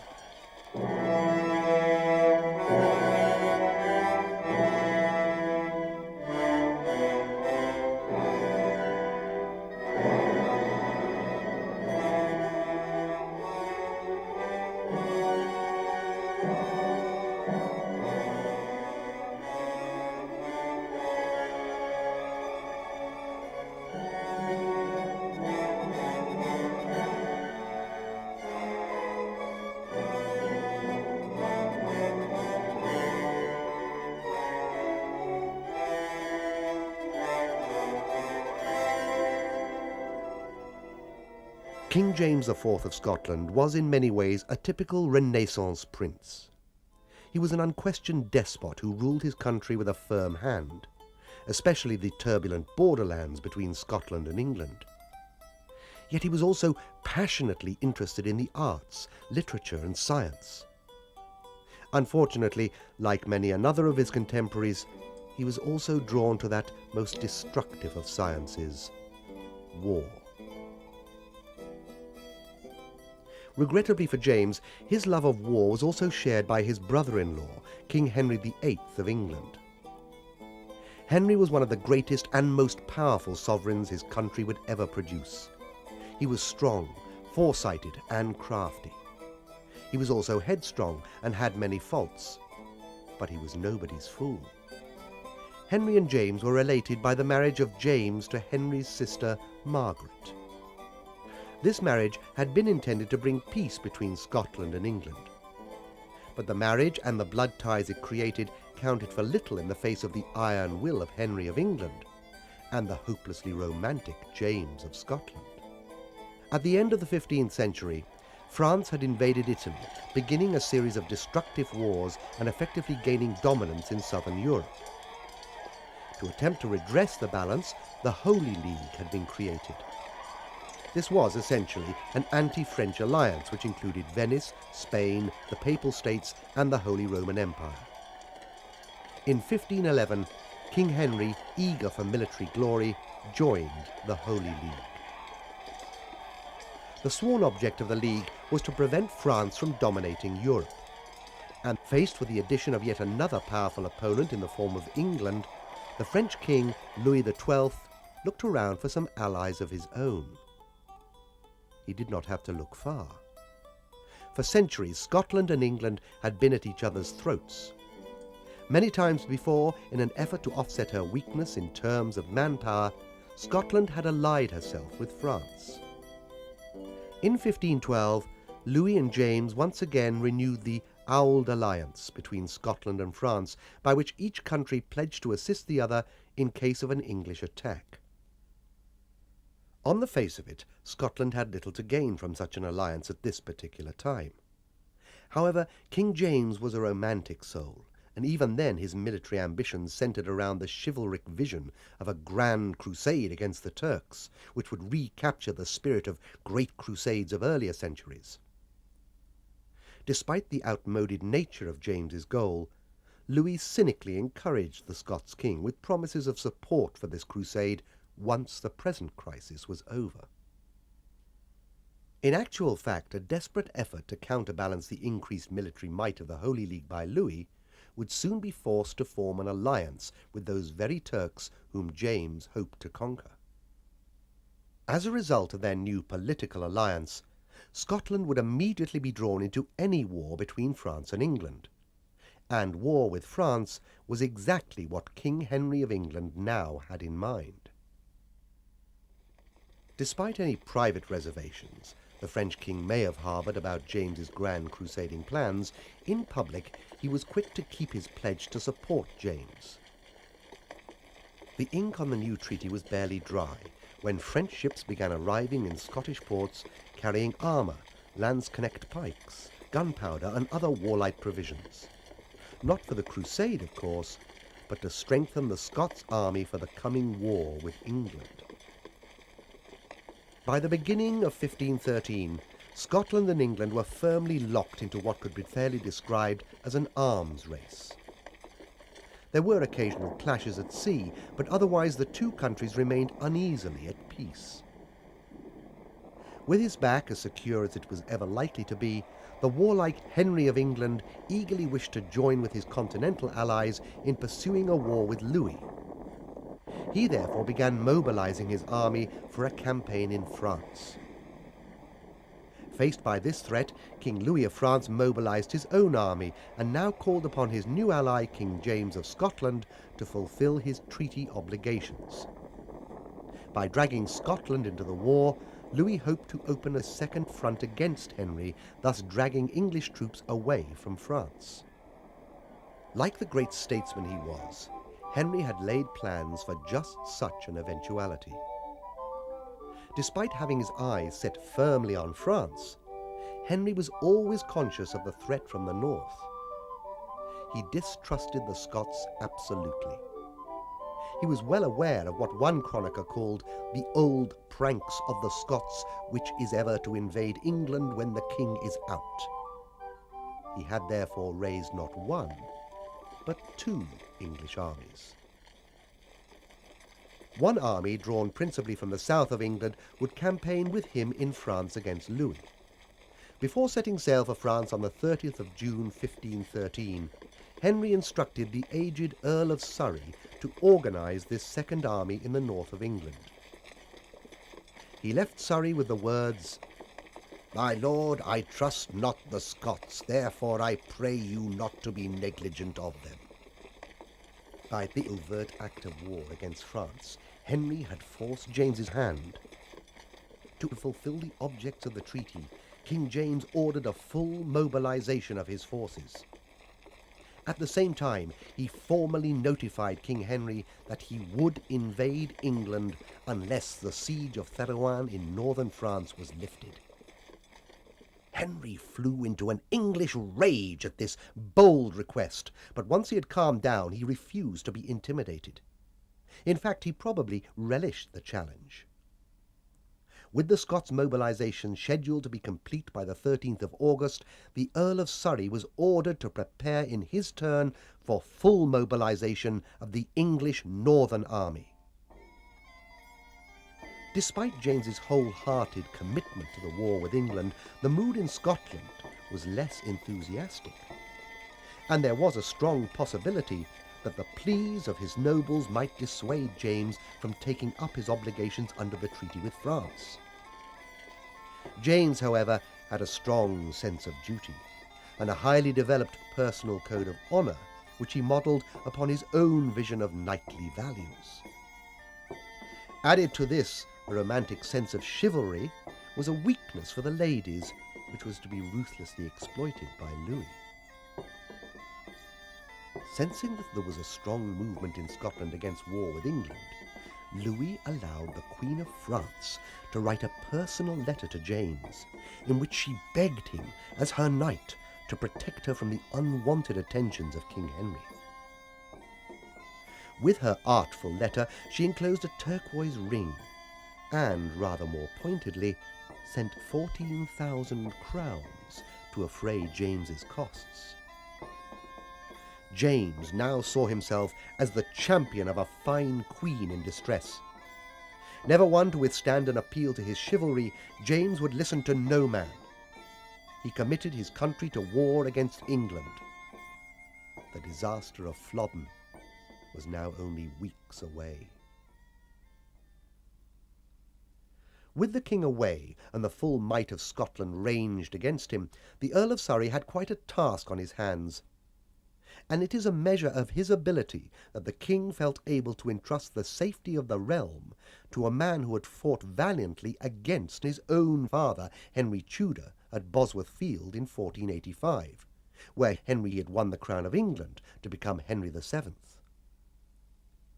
Despite his previous allegiance, Surrey had gone on to serve Henry VII well as Lord Lieutenant of the North, and when King James of Scotland laid siege to Norham Castle in northern England during 1497, it was Surrey who had successfully marched to its relief.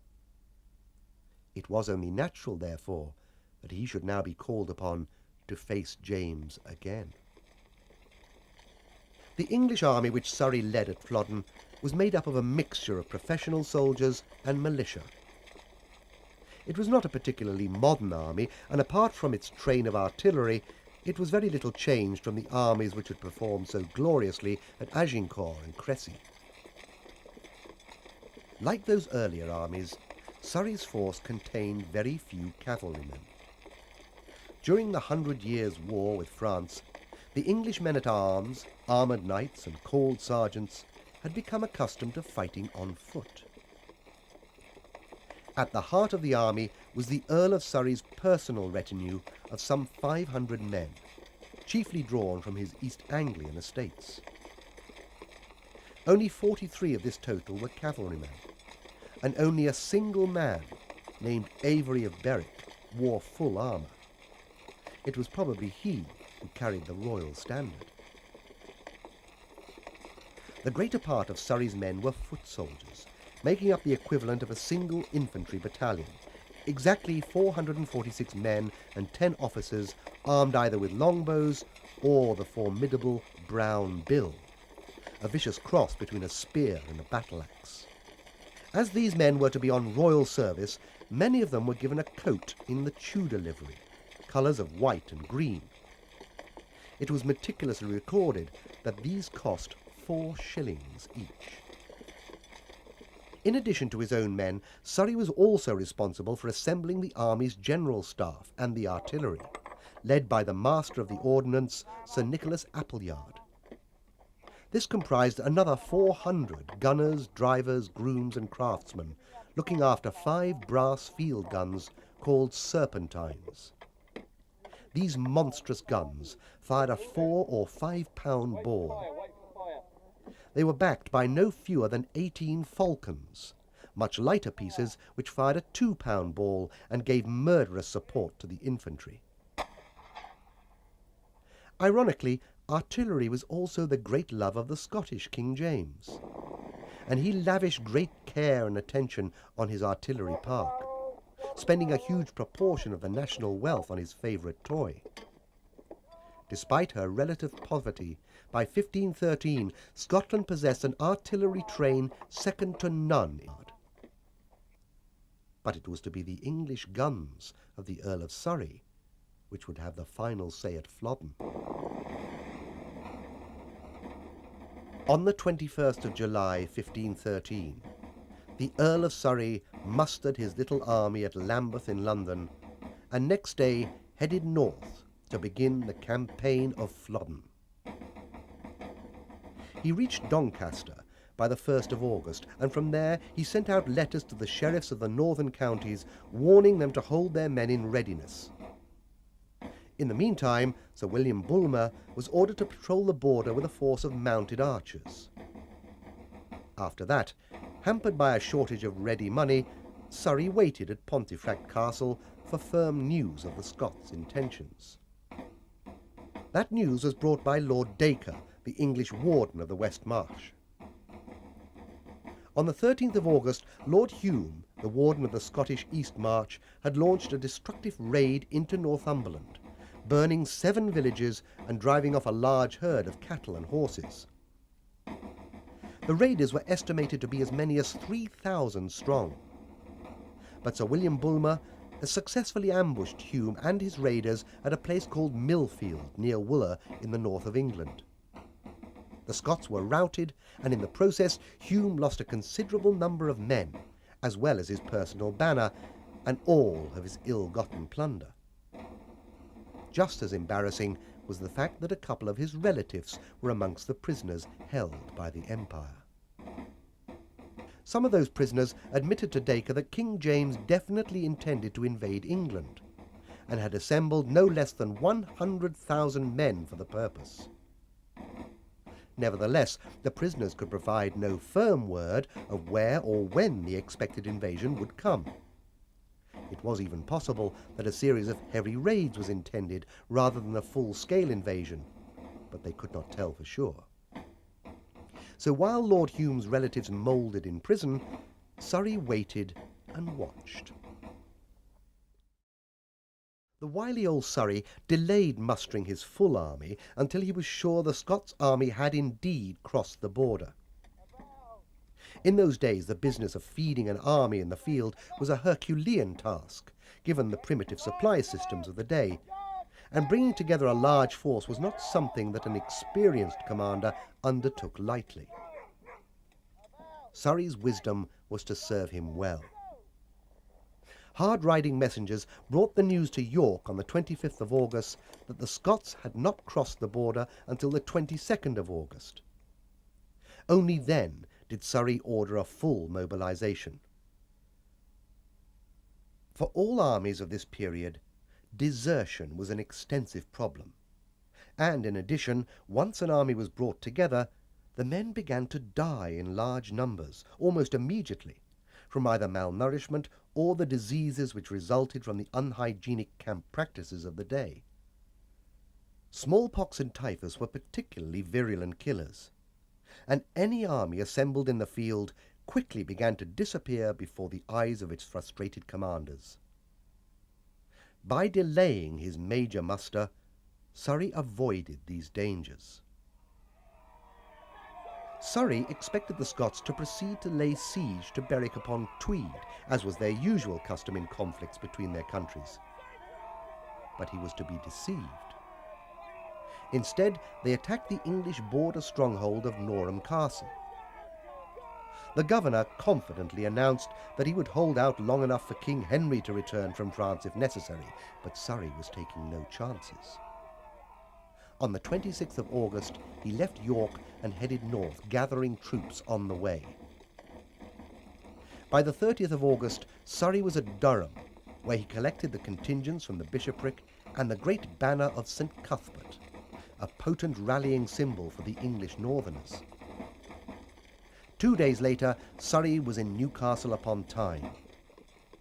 Lord Dacre with a large number of English borderers joined him there, but Surrey also heard the disconcerting news that Norham Castle had fallen after a siege of just 5 days. The border was wide open, and there was no time to lose. Surrey next moved northwards to Alnwick. On the 4th of September, he was joined there by his eldest son, the Lord Admiral of England, with 1,210 professional soldiers who had been serving as Marines. Their officers were to be invaluable to Surrey, as were a dozen experienced German gunners who accompanied them. Most of the day of August the 30th was taken up with a planning conference. As the English army was predominantly composed of militiamen, they would soon be clamouring to go home, so there was little time to lose.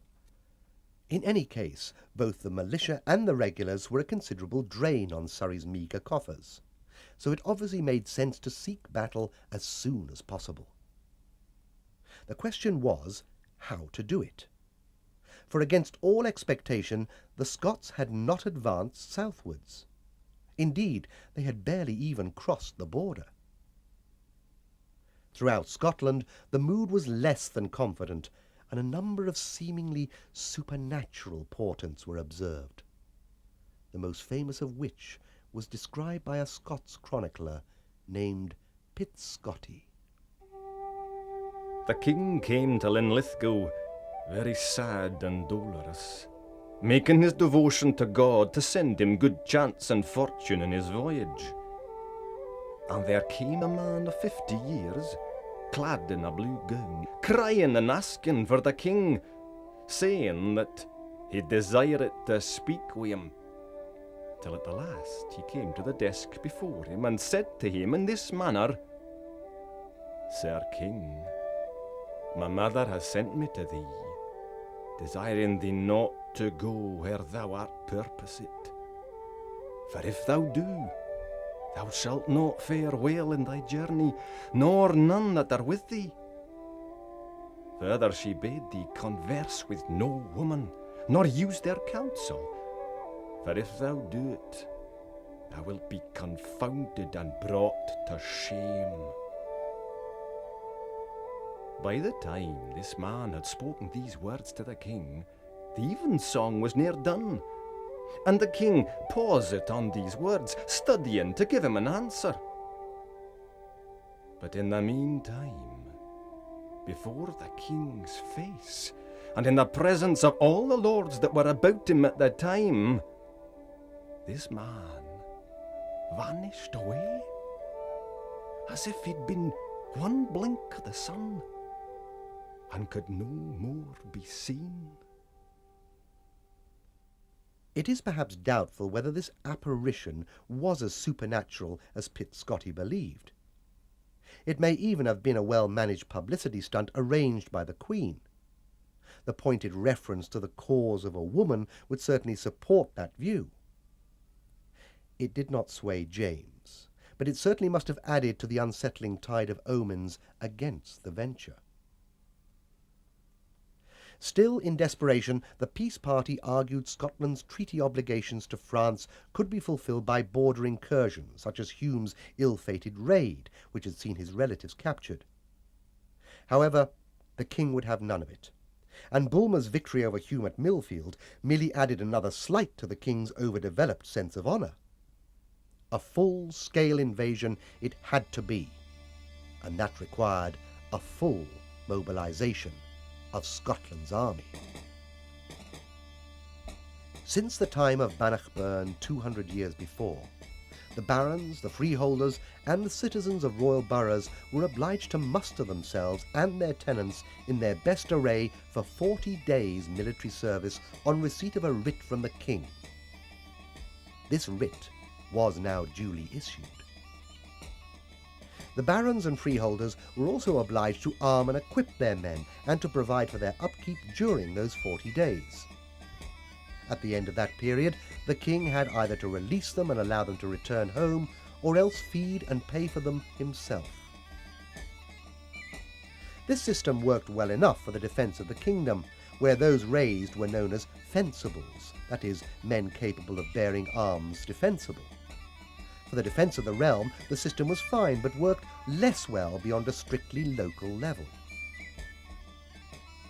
One of the reasons for this was the large distances involved meant that those contingents coming from the Highlands and the far north of Scotland had made substantial inroads into their supplies before they even reached the rendezvous at Edinburgh on the 13th of August. Even more importantly, the time spent in marching could not be spent in training for the coming campaign. Even those levies raised nearer to Edinburgh quite understandably delayed their mustering in order not to waste supplies. But of course, having done so, they too found themselves short of time in which to train in the new tactics. A good many of those who did assemble on Edinburgh's Borough Muir were no doubt hardened fighters, even professional soldiers, who were veterans of many a skirmish where individual battle skills counted for everything. Now, however, both they and the raw ploughboys and weavers filling out the ranks had to learn to work together, manoeuvring and fighting in large, tightly packed masses. But they were to have precious little time in which to do it. The army assembled on the Borough Muir was said to be the largest ever assembled in Scotland. Some contemporaries have calculated it as 60,000 strong, a huge host to be assembled for a poor, backward country like Scotland. By the time the two armies eventually met on Flodden Field, they had been reduced by sickness and desertion to not much more than 20,000 men apiece. But while there was little enough between them in terms of numbers, they were two very different armies. The English army, apart from its up-to-date artillery, was still a medieval one, largely made up of billmen and bowmen. But the Scots army was intended to be a very modern Renaissance army. Although the mustering process was unchanged from the days of Bruce and Wallace, the equipment and tactics reflected the very best of current continental practice. In the 14th century, the Swiss infantry, like the Scots, had successfully held their own against the armoured knights who usually dominated medieval battlefields. Unlike the Scots, however, they had then gone on to exploit their Central European position by hiring themselves out to the great powers of the day. Swiss pikemen rapidly earned a savage reputation throughout Europe as doughty and indeed well-nigh unbeatable soldiers. In the meantime, they spawned their imitators, most notably the famous German Landsknechts, mercenaries who fought for the highest bidder. They too fought with long pikes, and one of the ominous signs of Scotland's preparations for war had been the importation of thousands of Landsknecht pikes. At Antwerp, imperial customs officials gloomily reported the large number of pikes bound for Scotland. But as the Emperor was not at war with the Scots, they could do nothing to intercept them. With the pikes came 40 experienced officers under a French captain named Daucy. Although these officers are usually described as being Frenchmen, they must actually have been Germans, for their task was to train the Scots levies in the new Landsknecht tactics. James probably believed that it would be an easy task, for the pike was a traditional weapon in Scotland. It turned out to be a fatal miscalculation. The old Scots schiltron was little more than a solid mass of men armed with spears. Originally, it had been a defensive formation, ideally suited for fighting against cavalry. At Falkirk, however, Wallace's 4 great schiltrons had been shot to bloody ribbons by King Edward's longbowmen. Bruce, on the other hand, recognised the spear or pike's potential as an offensive weapon, and at Bannockburn formed his schiltrons, or moving thickets of pikes, into attack columns.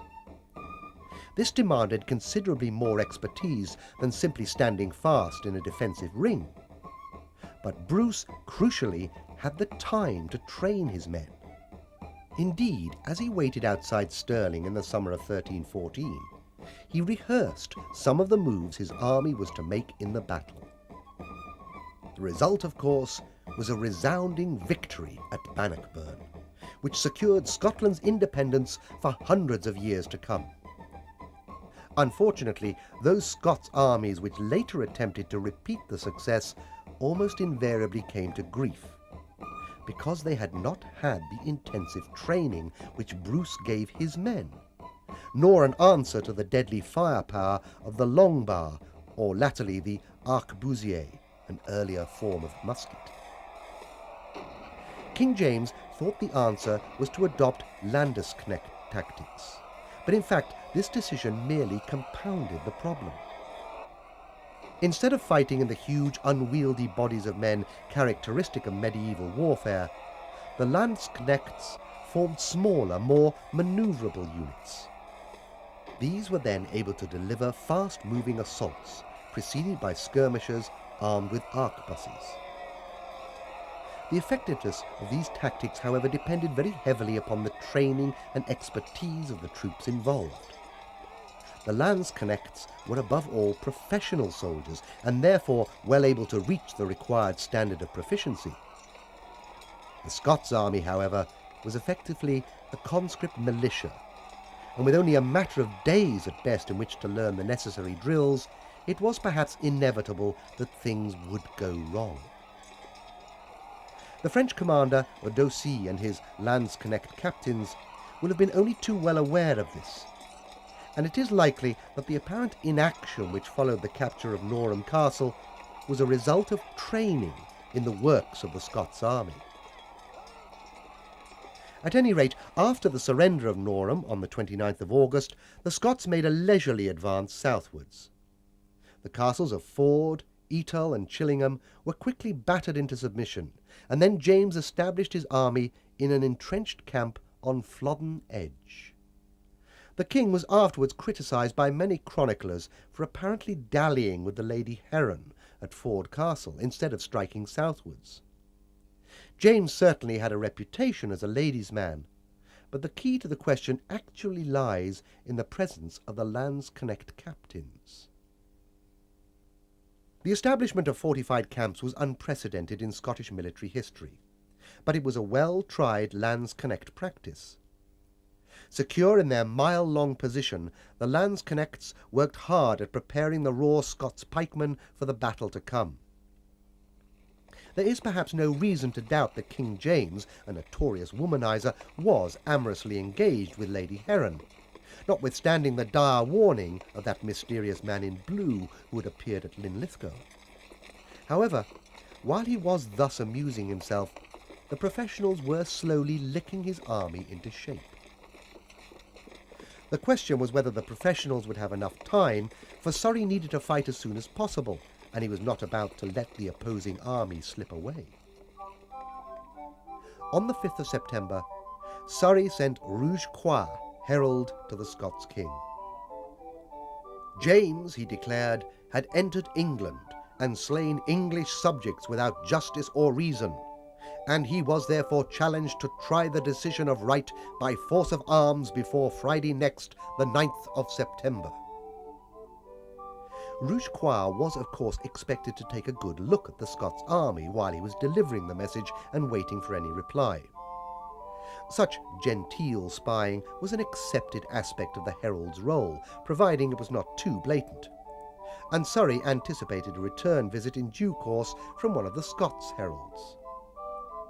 What he did not anticipate was that James would detain Rouge-Croix to prevent Surrey from obtaining that vital information until it was too late. Instead, the Scottish Islay herald turned up in Surrey's camp with a formal acceptance of the challenge, was detained in his turn, and then exchanged for Rouge-Croix. Only when the English herald returned did Surrey realise that he had committed himself to battle with a foe who was posted in a near impregnable position.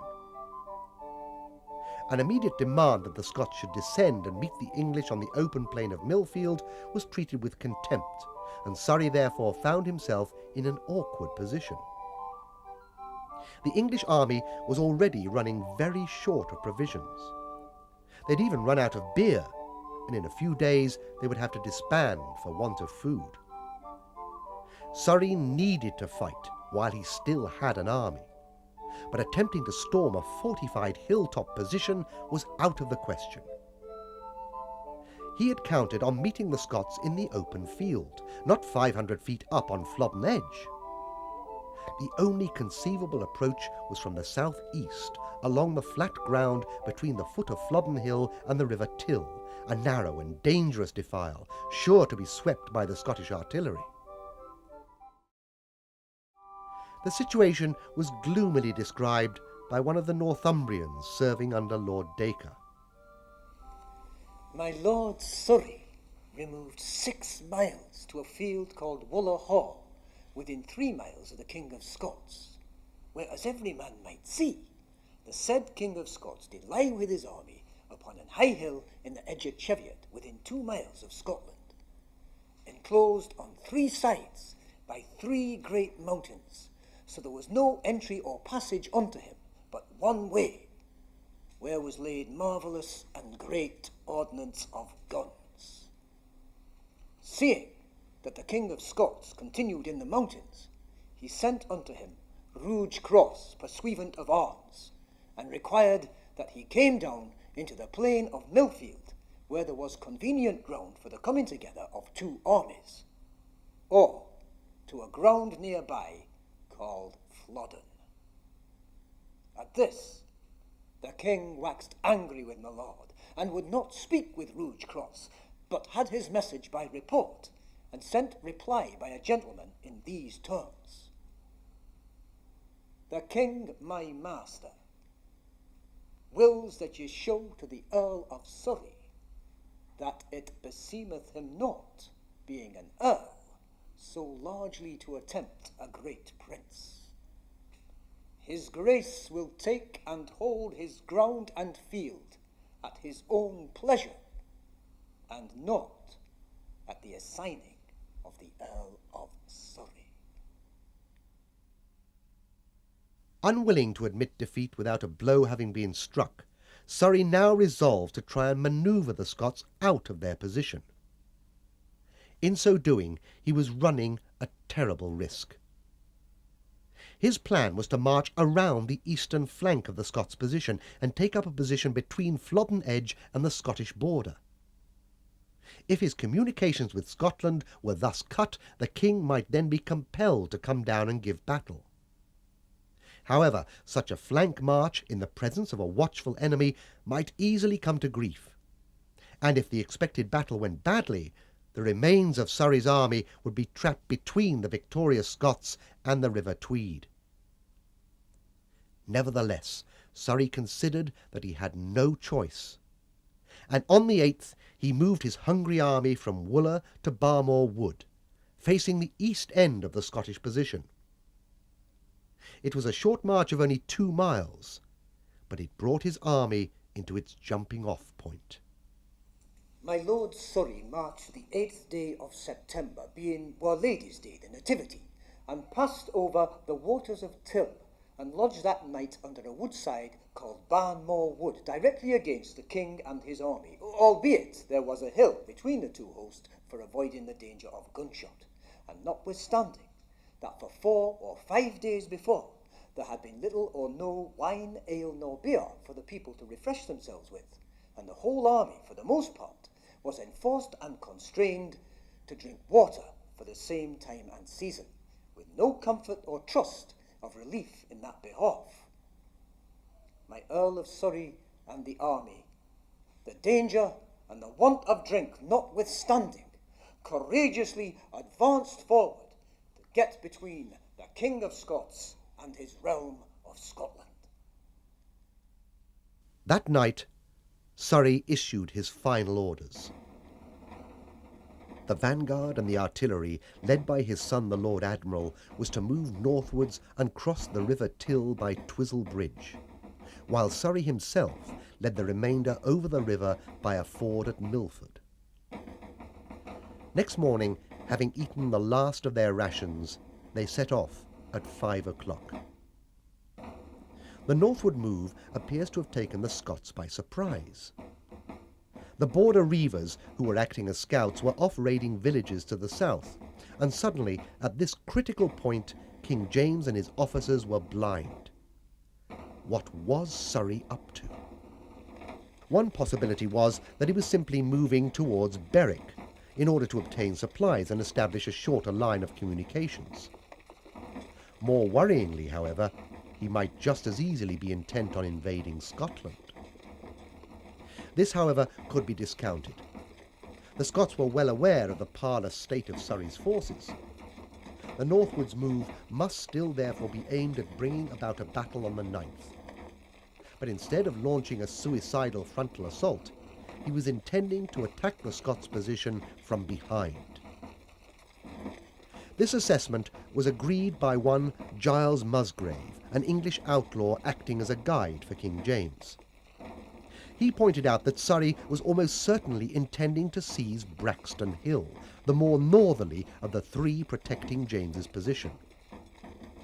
It was separated from Flodden Hill only by a slight dip, so that if Surrey did succeed in planting his army upon it, he would nullify the Scots' advantage. Indeed, he might even stand on the defensive, forcing the Scots to attack him in order to clear their line of communications. James acted decisively. If this was indeed what Surrey intended, he still had several hours in which to act. Ordering his men to set fire to all the straw and litter in the great camp, he set his army in motion under cover of the resulting smoke screen. The Flodden position was abandoned, and instead the Scots moved a short distance to the northwest to take up a fresh position on Braxton Hill, thus denying it to the enemy, just at the moment when the Admiral's division was struggling to deploy across the Broxburn, a swampy stream. It was not too difficult for his infantry to wade through the morass, but the Admiral had all of the English guns in his charge, and these could only be brought across the narrow causeway known as Brank's Bridge. The unexpected appearance of the Scots on the hill above him came as a shock. His father, with the main body, was still some distance to the east, coming over the Till at Sandyford. It was now about 4 o'clock in the afternoon, and defeat was staring the English in the face. Tearing an Agnus Dei medal from his chest, he sent an urgent message to his father, imploring him to make haste. King James determined to seize his opportunity. The Admiral's division was hastily deployed into line of battle, but it was outflanked and separated from the rest of the English army. As a result, it was dangerously exposed, and James saw that he had an opportunity to defeat the English in detail. Any thought of fighting a defensive battle was rejected in favour of hasty, downhill assault. The deployment of the Scots army at Flodden reflected the teaching of the Landsknecht captains. In place of the 3 traditional huge divisions of medieval warfare, the vanward or advanced guard, the main battle, and the rear ward, each drawing up in line from the right, King James's army was organised in 5 smaller divisions. Each of these divisions was in turn made up of 2 or more brigades of pikemen. If Landsknecht practice was being followed, each of these brigades would be preceded by a line of skirmishers, the Verlenhulp, or Forlorn Hope. Most of these skirmishers seem to have been armed with arquebuses, but some may have been Highland archers. On the left of the army, and facing the Admiral, was a division commanded by the Earls of Hume and Huntly. Some of the men in Huntly's brigade may have been Highlanders, but like Hume, he also held large estates in the borders, and most of his contingent came from Berwickshire. The next division comprised brigades led by the Earl of Errol, Constable of Scotland, and the Earls of Crawford and Montrose. The men of this division had been raised in the north-east of Scotland and the other lowland shires north of the Firth of Forth. In the centre stood the largest division, commanded by the king himself. This naturally included his own personal retinue and the usual cloud of aristocratic hangers-on who can be relied upon to congregate around the throne. But the bulk of the men in this division were raised in the west of Scotland by the Earls of Glencairn and Cassilis, and the Lords Herries and Maxwell. A short distance to the rear of this division was a brigade of Lothian levies, led by the Earl of Bothwell, and on their right flank stood a division of Highlanders, led by the Earls of Lennox and Argyll. There had been a considerable amount of desertion since the army left Edinburgh, and each of the 4 main divisions probably mustered no more than 5,000 men, while Bothwell had half that number, making a grand total of about 22,000 men in the Scots army. This was about the same size as Surrey's force. The Scottish advance was made in echelon, with the left-hand division leading. A sudden shower of rain had made the grass slopes slippery, and many of the Scots pikemen took off their boots in an effort to maintain some sort of grip. All, however, came down the hill in the Almain, or German fashion, that is, without shouting or noise. The Borderers made good speed, and long before the other divisions came into contact, they crashed into the Admiral's right wing. On the Admiral's right was a brigade of about 3,000 men commanded by his brother Edmund Howard. Half of them came from Cheshire and Lancashire, while the rest were a fairly mixed bag of Marines and a small contingent from South Yorkshire. In the centre, commanded by the Admiral himself, stood some 9,000 men. Some were Marines clad in the royal livery of green and white, but the greater part of them came from Northumberland, Durham and North Yorkshire. On his left was a very much smaller brigade, commanded by the 70-year-old Sir Marmaduke Constable. This comprised 1,000 levies from Lancashire and an equal number from Northumberland and Yorkshire. As the Scots came down the hill towards them, most of Edmund Howard's brigade broke and fled. It was said that the Cheshire men resented being placed under the command of a Howard instead of one of their beloved Stanleys. But whatever the reason, their desertion left the rest of the brigade horribly exposed. Elated, the 2 Scots brigade commanded by Hume and Huntly rolled over them. English casualties were heavy, and Edmund Howard himself came close to being captured. And so it was that the Scots fiercely did set about Master Edmund Howard, captain of the uttermost part of the field on the western side, and between them was so cruel a battle that many of our men of Cheshire and others did flee. So in manner, Master Edmund was left alone and without succour, and his standard and the bearer of the same beaten and hewn in pieces, and he himself right struck to the ground.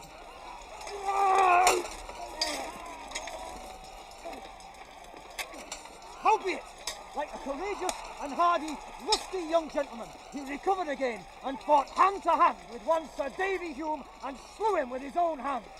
Thus, Master Edmund was in great peril and danger until the Lord Dacre, like a good and trusty knight, came to his relief and gave succour unto him. To add to the initial Scots success, the Admiral was now being menaced by a second Scots division, that led by the Earl of Errol. Assailed in front and flank at the same time, the Admiral's defeat would have been certain. But in fact, Hume and Huntly failed to exploit their victory. After the victory on the right, it took some time to reorganise their victorious forces before they could move against the English centre. It is in this area that discipline, training and good officers count for everything. Yet this was exactly what the Scots lacked. Eventually, they were pulled back into some sort of order, and Huntly proposed that they should then fall upon the exposed flank of the Admiral's main battle. But by that time, Surrey had sent Lord Dacre's English borderers to his son's assistance, and Hume insisted on facing them instead. This delay and subsequent inactivity proved fatal to the Earl of Errol and his division. With only 5,000 men, it was outnumbered almost 2-1 by the 9,000 men of the Admiral's main battle, and a counterattack by Sir Marmaduke Constable's brigade completed Errol's discomfiture. With all their leaders slain, the Scots of Errol's division retreated back up the hill to rejoin those under Hume and Huntly. Effectively, there was not one, but 2 battles being fought out on the slopes below Branxton Hill that evening. The Admiral had decisively won his battle, and it now remained to be seen how his father would fare against the King. At the outset of the battle, the King's beloved artillery, commanded by Robin Borthwick, had been quite effective. When Dacre was ordered to go to the Admiral's assistance, Borthwick laid down a barrage which routed the levies from Tynedale and Bamburghshire, before Nicholas Appleyard managed to bring the English guns into action. Some of Appleyard's guns were tasked with counter-battery fire, while the others successfully engaged the King's division, which was still making its way down the hill towards Surrey's men. The crisis of the battle was approaching. King James dismounted from his horse, and snatching up a pike, placed himself in the front rank of his division. It was quite traditional for pikemen to be led on by their officers, but James was no Lands-Connacht captain. He was a king, and more importantly, a commander-in-chief. His place was in the saddle directing the battle. However inspiring his action, by placing himself in the front rank, he relinquished all control over his mighty army, and arguably threw away any chance of winning the battle. It may simply have been one of those impetuous decisions for which he was notorious, but it is more likely that James never had any intention of directing the struggle once battle was joined. Both armies were more or less equal in numbers, and it was to be a straightforward fight to the death. Death came quickly to many in the King's division. As they came down the slope, the rest of Nicholas Appleyard's gunners switched from counter-battery fire to the altogether much more tempting target presented by the massed ranks of Scots pikemen. They could hardly miss. It was just as well for Surrey that his guns were so effective, for the vaunted English longbowmen were for once ineffective. The men in the front ranks of the Scottish formations were well armoured, and as one chronicler remarked, they were most assuredly harnessed and abode the most dangerous shot of arrows, which sore annoyed them. Yet except it hit them in some bare place, did them no hurt. Furthermore, many of the archers found their bowstrings had become damp, and their bows were therefore less effective. Yet the same showers which wet the bowstrings also proved the Scots' undoing. Lands-Connacht tactics were brutally direct. Once they were committed to action, the front ranks levelled their pikes shoulder high and moved forward as fast as the ground would allow. It was rare for their pike heads to actually penetrate the armour and thick protective clothing worn by the opposing infantry. but what they aimed to do was, quite literally, knock them over by sheer impetus. Once the enemy were down, pikes would be discarded and swords used to finish off the now helpless men as they struggled to rise and flee. To do this, however, required a firm grip underfoot, speed, and perfect discipline. All three were lacking at Flodden. In the first place, even though many Scots had taken their boots off, the wet grass made the steep slope treacherously slippery. And then a slight boggy dip immediately in front of Surrey's position combined with this to prevent the Scots coming forward at the steady trot favoured by the Landsknechts. A lack of discipline and the effects of Appleyard's artillery fire also tended to break up the Scots' formations, lessening the eventual impact still further. Consequently, when the King's division actually came into collision with Surrey's stationary men, the English kept their footing and held their ground. The long pikes were now useless, and the Scots quickly discarded them and took to their swords, but they were at a terrible disadvantage against the English bills. Then Bothwell brought his reserve brigade down the hill and into the melee, seemingly without affecting the outcome. It seems he may simply have fed his men into the already stationary mass. Nevertheless, a brutal fight ensued, in which neither side gave nor asked for quarter. The Scots leaders were so well armoured that not only were they virtually impervious to arrows, but they were such large and stout men that one witness commented they did not fall even when struck by 4 or 5 bills. Unlike Bothwell's ineffectual intervention in the centre, the English admiral's action was to prove decisive. Having reorganised his division after their victory over Errol's men, he turned and crashed into the flank and rear of the King's division. The arrival of this new force seems to have decided the issue in the centre, and Scots' resistance collapsed. Most of the lightly equipped soldiers in the rear of the columns probably made their way back up the hill without too much difficulty, but there was no escape for the heavily armoured leaders in the front ranks. Amongst those who died was King James himself. Trying to cut his way through to meet Surrey, he had his helmet beaten off, was wounded in the face by an arrow, and finally hacked to death by an unknown billman. A less than chivalrous end for a king who would only expect to be dispatched by an equal. But in the heat of the fury, few could yet know the fate of the king. Up on Brankston Hill, one last Scots division remained to be committed. The Highlanders, led by Lennox and Argyll. For some reason, they had remained on the hill throughout the battle. James may have neglected to give them any orders, or more probably perhaps, because they had little armour and no pikes, he all along intended them to remain in reserve. At any rate, seeing the King's division in trouble, they had just started to move down the slope in order to cover its retreat when they were hit in the flank by an English brigade led by Sir Edward Stanley.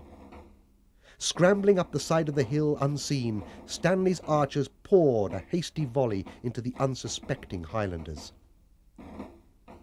The result was devastating. Lennox and Argyll were both killed.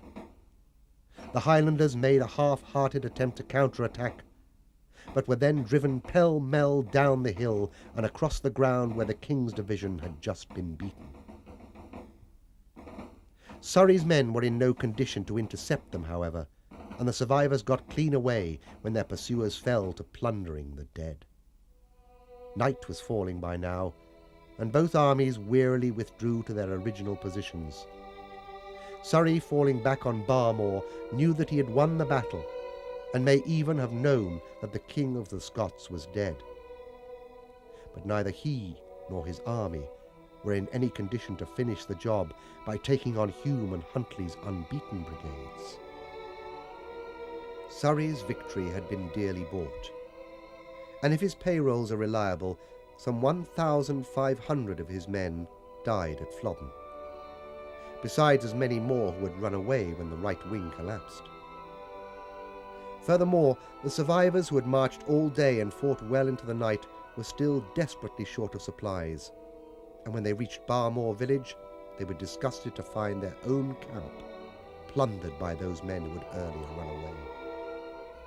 Up on Branxton Hill, surrounded by the dead and wounded, Hume and Huntley spent a still more sombre night. Although they had won their own fight and held their brigades together, it was obvious that disaster had overwhelmed the rest of the army. As the shocked survivors assembled in the darkness, the full extent of that disaster gradually became apparent. In the thin light of dawn, the Scots came down off the hill once more, but this time, abandoning their camp and most of their artillery, they retreated northwards, back across the Tweed and into Scotland. Behind them, they left upwards of 3,000 dead, including their king, 8 earls, and 13 barons. Nearly every nobleman who had followed him down that fatal slope. A whole generation of the country's leaders had been wiped out. There was scarce a family in Scotland not touched by the tragedy.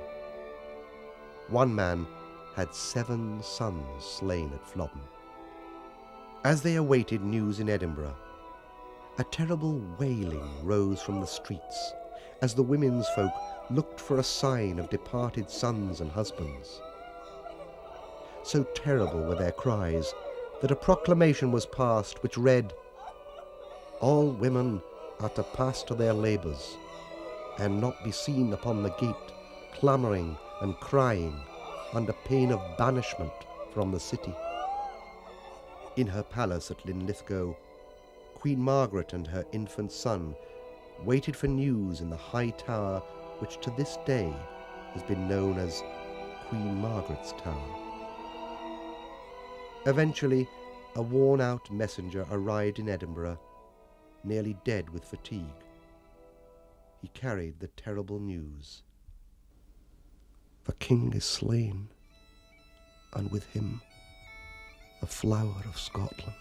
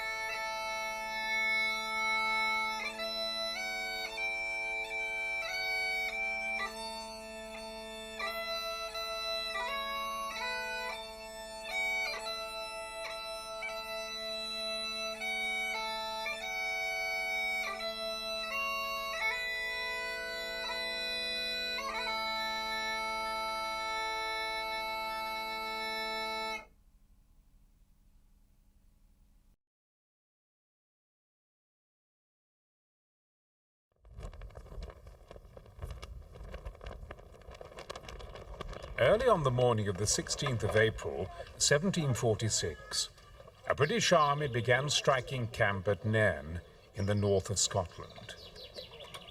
Ahead of it lay a crucial battle, not against a foreign foe, but against a rebellious army which threatened to wreck the fragile union between Scotland and England and to strangle the British Empire at birth. One of the protagonists in this struggle was William, Duke of Cumberland, second son of George II.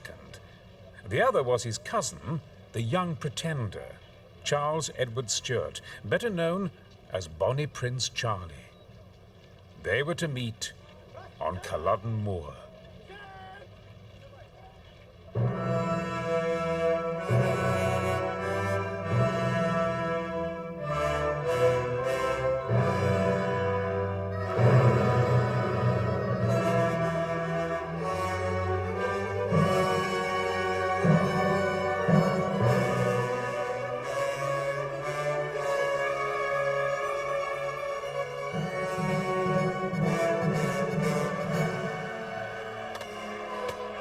terrible defeat of the Highland clans at Culloden Moor is all too often seen simply as a battle between the Scots and the English, or even as the dramatic death throes of the old Gaelic world. In fact, it was no more than the last great act in the fall of the royal house of Stuart, a sad and bloody tragedy which brought pain and suffering to every corner of the British Isles. If we are really to understand why British troops came to fight a Highland army on a barren stretch of moorland outside Inverness, we must go back more than 100 years to the Great Civil War in the reign of the first Charles Stuart, Charles I, the great-grandfather of Bonnie Prince Charlie. The House of Stuart became the first dynasty to sit upon the combined throne of the two kingdoms of Scotland and England, when James VI of Scotland and First of England succeeded a childless Elizabeth I to the throne in 1603. James was canny enough to avoid alienating his people, but his son Charles mismanaged his rule to such an extent that a civil war resulted, which led Charles to his execution in 1649. Britain's only military dictatorship, headed by Oliver Cromwell, followed. And despite the fact that Charles II was restored to the throne in 1660, the sacred chains of absolute monarchy were broken. The divine right of kings had been challenged, and this truth was apparent to all. A sovereign now ruled only by the consent of his people. With the overthrow of Charles I, the people had removed one unsuitable ruler. In 1688, they were to do it again. Within 3 short years of his ascent to the throne, the second son of Charles I, James II, had alienated his people as surely as his father had done at the time of the English Civil War. James was a convert to Catholicism, a religion which most Britons loathed with a passion which is not easy for our modern, more secular society to understand. In the 17th and 18th centuries, the Church enjoyed far more influence than it does today, and consequently, the form and manner of worship was far more important to ordinary people.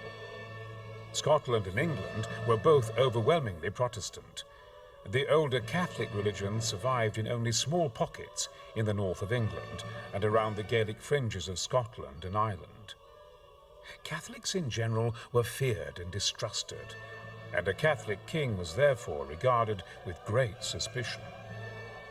At first, James was tolerated by the people, but in 1688, the birth of a Catholic son and heir caused the crisis which saw him toppled in the bloodless series of events known as the Glorious Revolution of 1688. James II was replaced by his Protestant daughter, Mary, and her husband, William of Orange. But from his exile in France, James plotted to regain the throne. Support for the return of a Catholic monarch was non-existent in most of Britain, so James raised his standard in Catholic Ireland and called for a simultaneous uprising in Scotland. This rising was to lead to the battles of Killiecrankie and the Boyne. Today, the events of the Boyne still shape the face of politics in Northern Ireland, but their immediate effect was to send the defeated King James back into exile, this time for good. With his death in 1701, the claim to the throne passed to his son, also named James, who would have become James III, but was to become better known to posterity as the Old Pretender. The young James grew restless as he watched the unfavourable events in Britain from his exile in France. The successor to William and Mary, Queen Anne, died in 1714, and Parliament offered the crown to George, Elector of Hanover, a staunch Protestant. The change of dynasty further weakened the Stuart cause, but it was not universally popular. And many government opponents were drawn towards the Jacobite camp, which came to be viewed as the natural party of opposition. Sensing the time to be right, the Pretender too pinned his hopes of regaining his throne on the Celtic fringes of Britain. In 1715, the Scottish clans obligingly rose in arms once again, at this time in support of the man who would have been James III. The Jacobite rebellion of 715, however, fared no better than James II's ill-fated attempt in 1689. Popular support was low, and after the indecisive battle of Sheriffmuir, the rebellion dwindled away. Arriving in Scotland only after the battle had been fought, James quickly fled back into exile. Were it not for the blood which was spilt, the story of the next Jacobite rising would contain more than a little element of farce. In 1719, another attempt by the Pretender to regain his throne by rising in Scotland failed even more ignominiously. This time, Spanish help had been enlisted, but the main Spanish invasion fleet was scattered by a great storm, and the rising of 1719 ended in a half-hearted battle at Glenshiel. By any sensible reckoning, the pretensions of the Stuarts to the throne of Britain should now have been dead and buried. They had made 3 full-blooded attempts, all of which were failures. But there was still one last act to be played in the tragedy. In 1743, Britain and France became embroiled in yet another major war.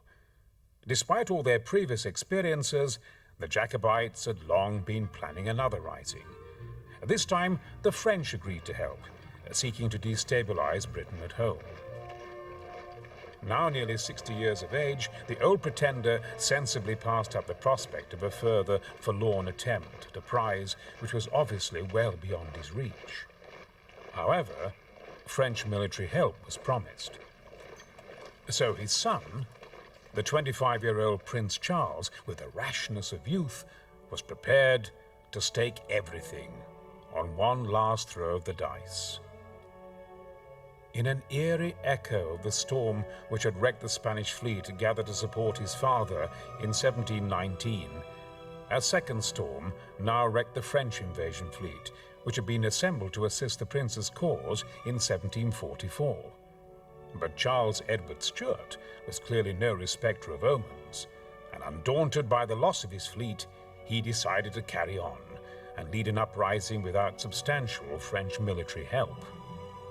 The basic problem for the whole of the Bonnie Prince Charles's cause in the 45 was a lack of popular support he received in Scotland, above all.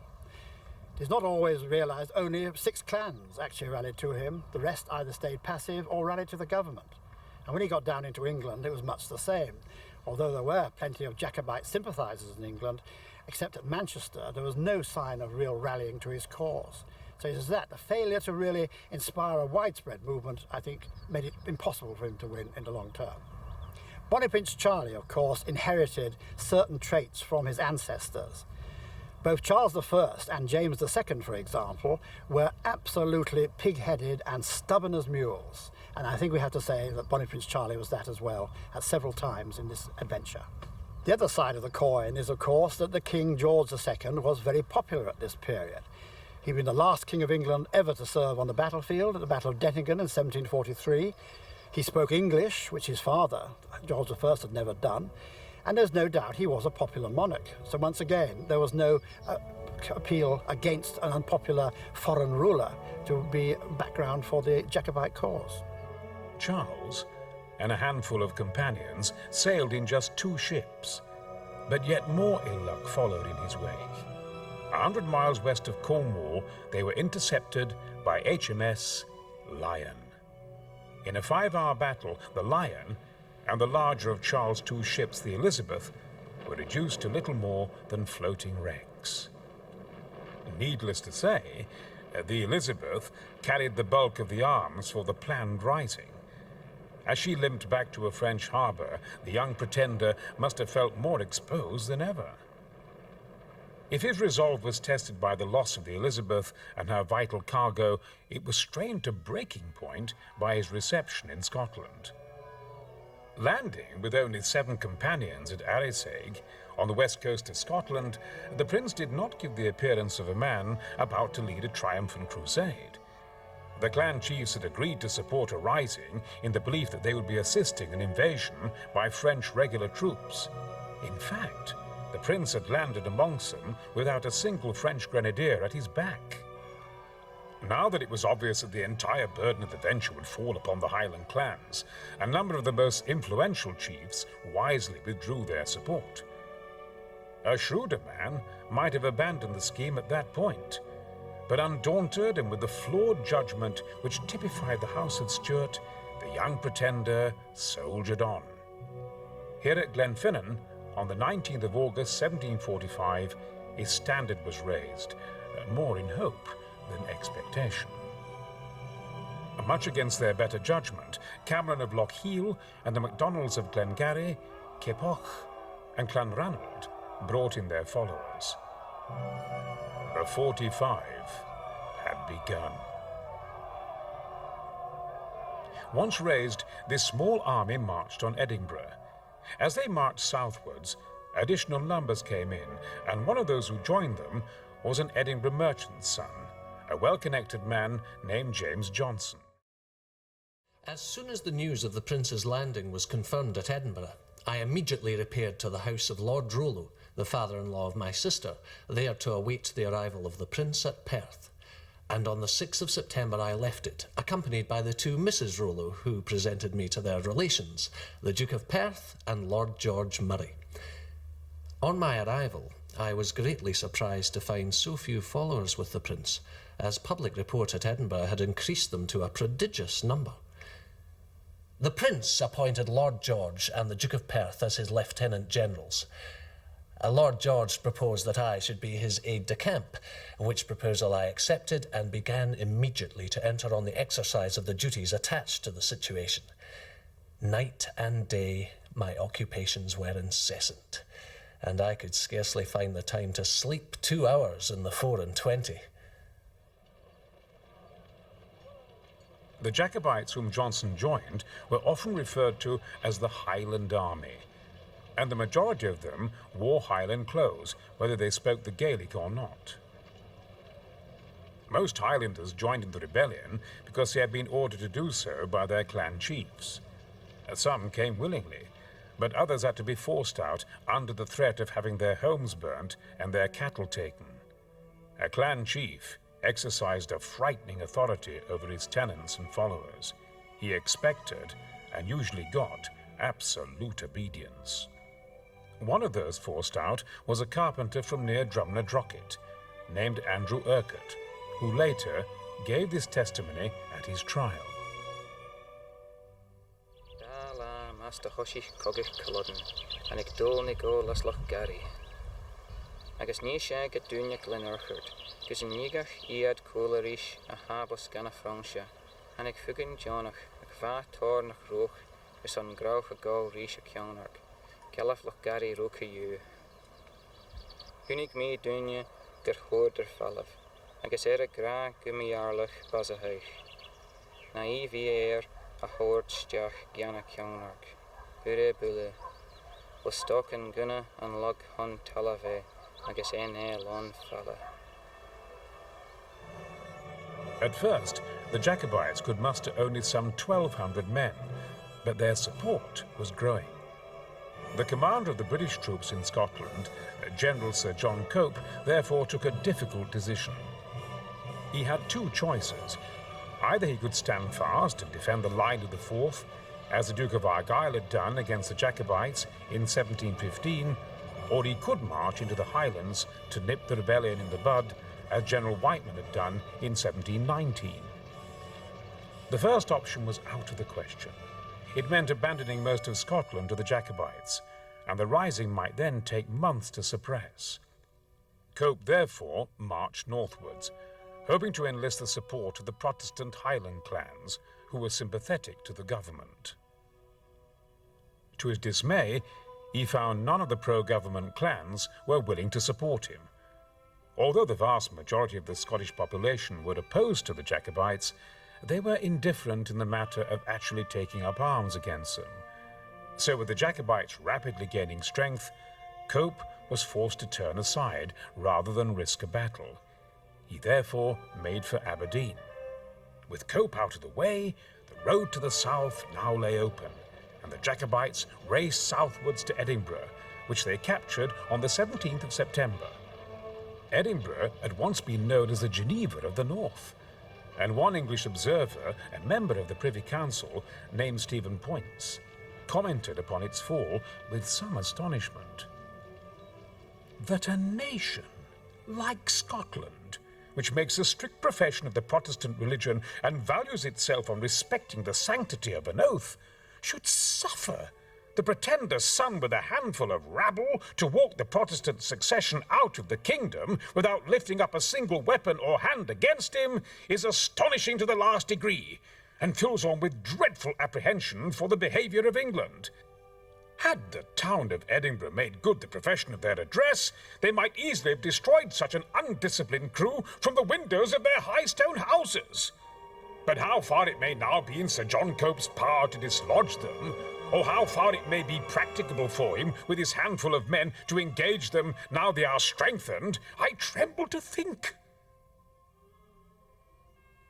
Relatively few of the Highlanders who occupied Edinburgh actually carried the broadswords and targes with which they are usually depicted.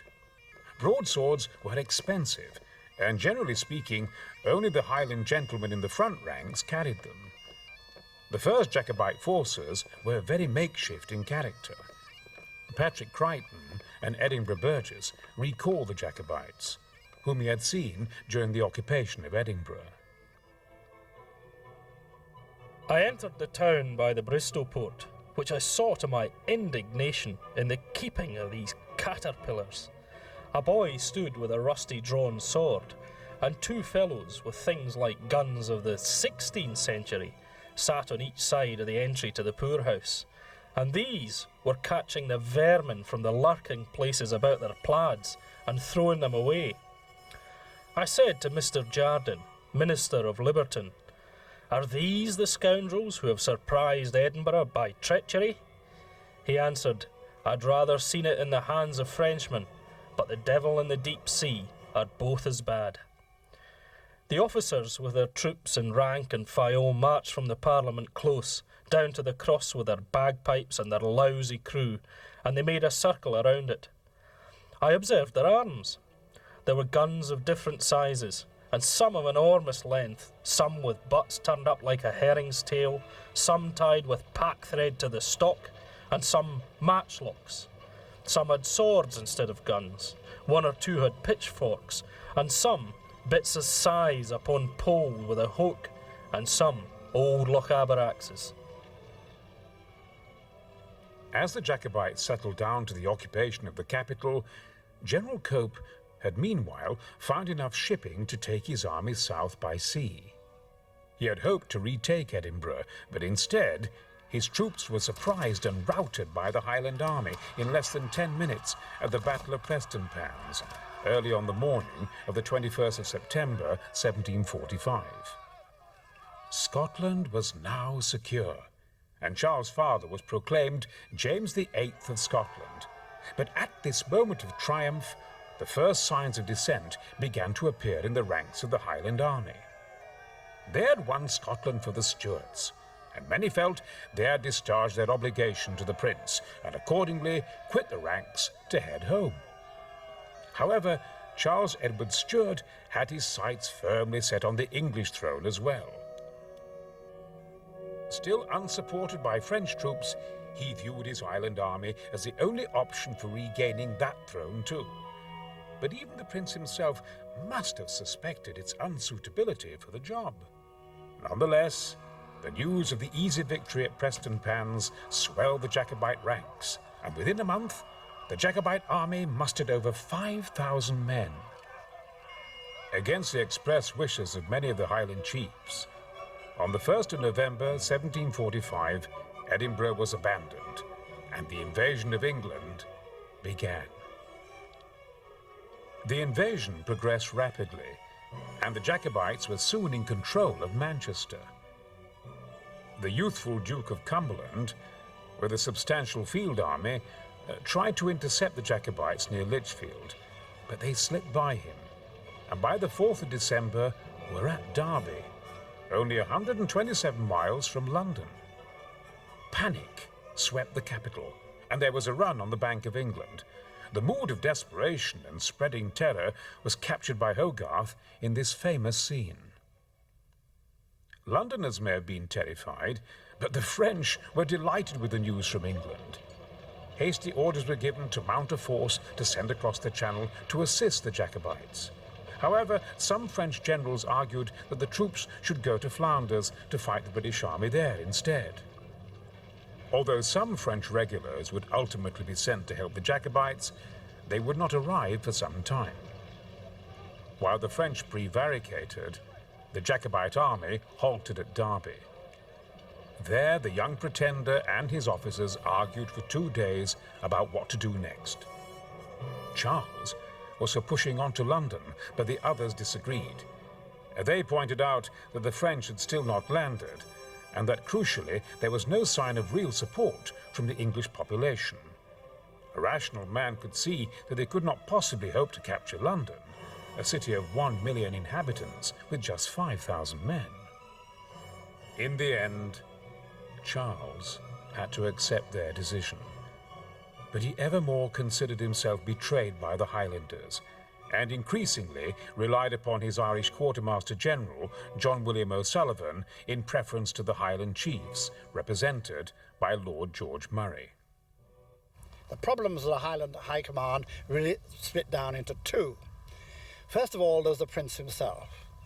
Although he had a fairly high idea of his abilities, got totally from reading books, I might say, as a soldier. In fact, he'd never been on any active service at all in his life. He'd once attended, as a young teenager, a siege on the continent as a spectator, but he really believed that streak of Stuart stubbornness that he knew it all, and therefore he did not need all that much guidance. But the second problem, which compounded the first one, was the fact that his staff, if we can call it that, and his entourage, were divided into two warring parties, which were daggers drawn with one another. On the one side, there was Lord George Murray, who was by far the most able soldier in the Jacobite entourage.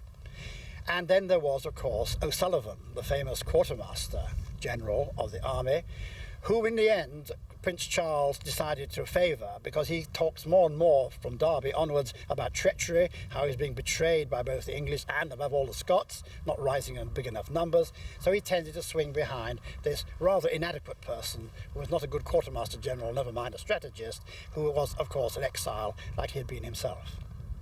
As Napoleon would say a generation and more later, better one bad general than two good ones. And this division of command, therefore, within the army of the Bonnie Prince Charlie, was a fatal complication.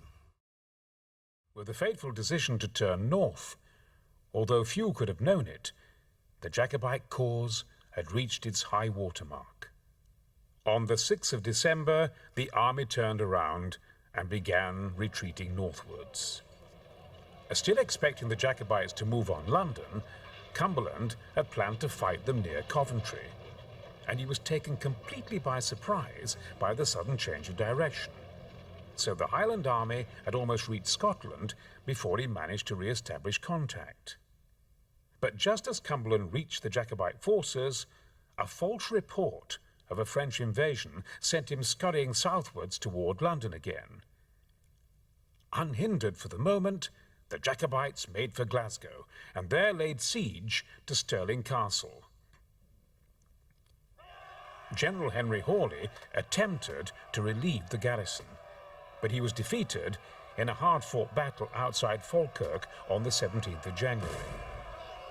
Despite the fact that it is normally regarded as a Jacobite victory, the Battle of Falkirk nonetheless gave the Jacobites something of a fright.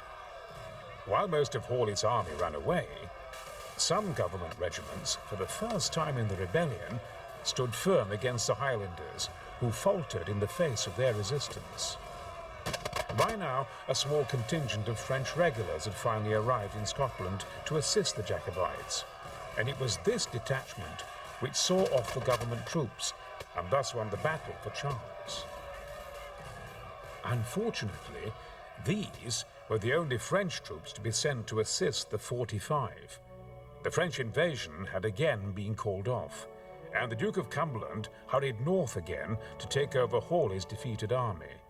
His arrival was received with great enthusiasm. In the name of his father, King George II, he set out to destroy the Jacobites once and for all.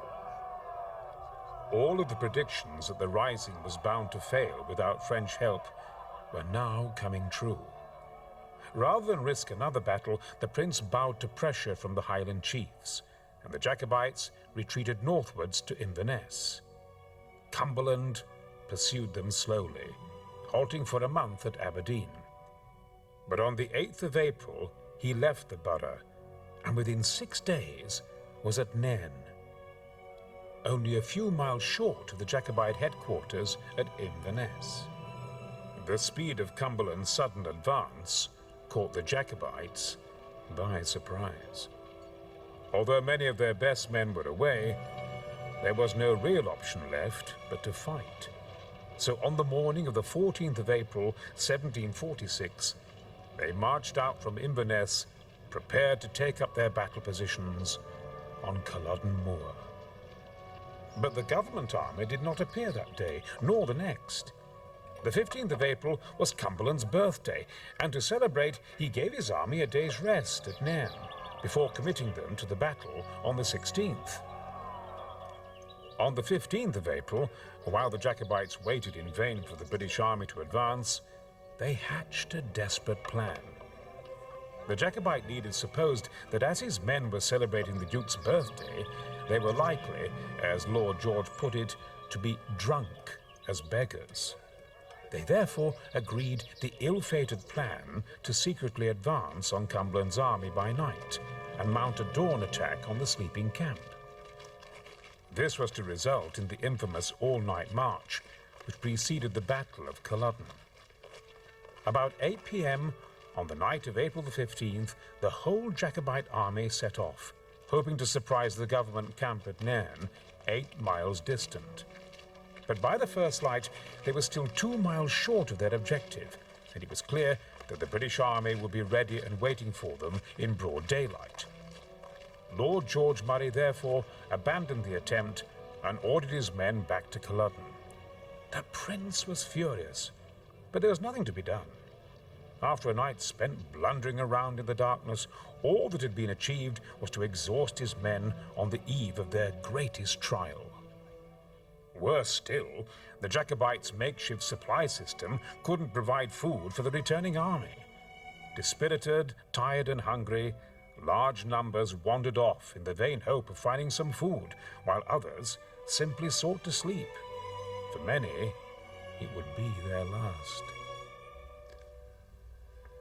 Exhausted with hunger and worn out with the fatigue of the last 3 nights, I turned off as fast as I could to Inverness, there to recruit my strength with a little sleep. But when I already had one leg in the bed and was on the point of stretching myself between the sheets, what was my surprise to hear the drumbeat to arms and the trumpet sounding the call to boot and saddle. I hurried on my clothes, my eyes half shut, and mounting a horse instantly repaired to our army on the eminence where we had remained for 3 days, and from which we saw the British army at a distance of 2 miles, in movement towards us. The battlefield, upon which the two armies faced each other, was a broad ridge of moorland, 5 miles to the southeast of Inverness. The Jacobites took up position between 2 sets of wall parks. On their right, the Kilwiniag Park, stretching down to the river, and on their left, the walls of the Culloden Parks. The moor to their front was flat and open, ideal for the fearsome Highland charge, which had brought victory at Prestonpans and Falkirk.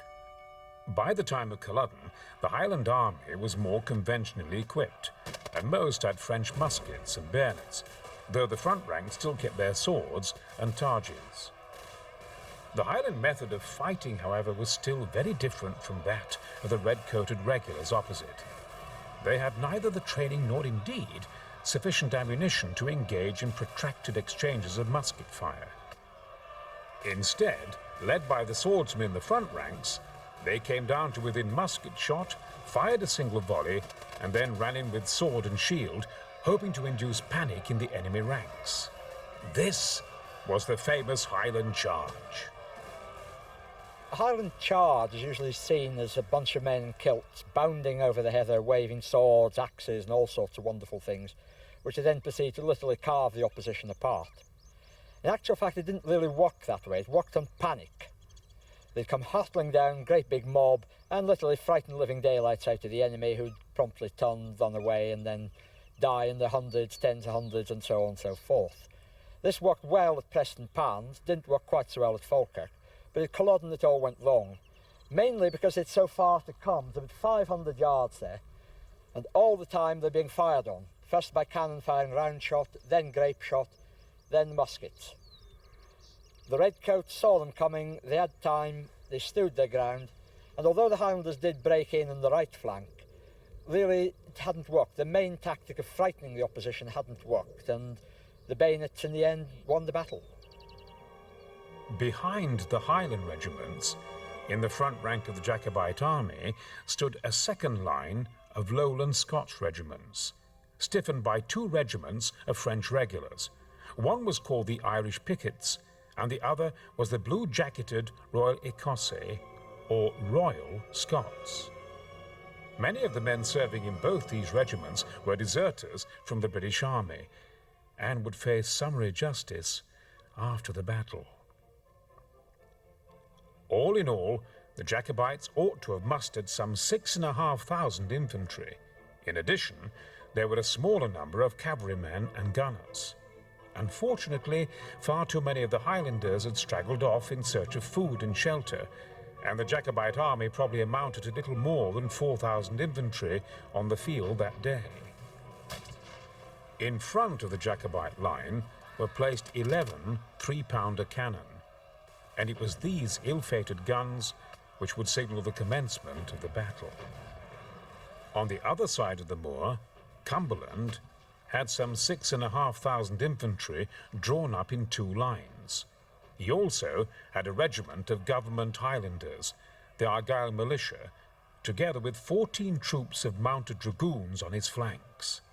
Unlike the civilians manning the cannon of the Jacobites, all of Cumberland's artillerymen were well-trained professionals who handled the guns with deadly efficiency. At this period, firepower normally decided the outcome of regular battles, but sometimes it was not enough, and the soldier then had to turn to his bayonet, which was a fearsome weapon. Utilising the lessons from Preston Pans and Falkirk, at Culloden, a departure on the normal bayonet drill was used.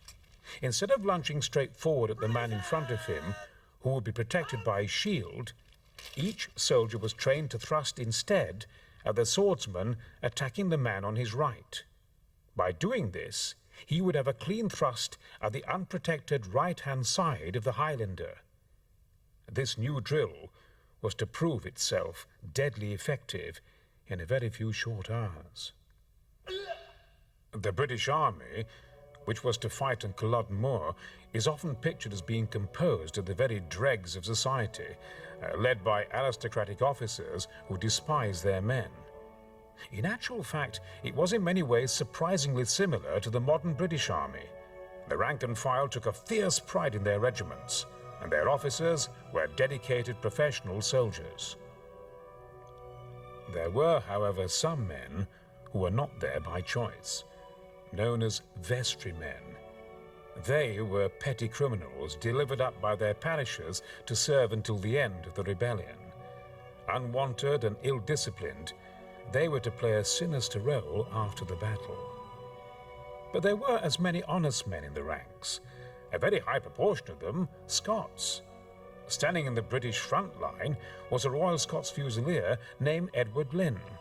Afterwards, he wrote to his wife, telling her what he saw that day.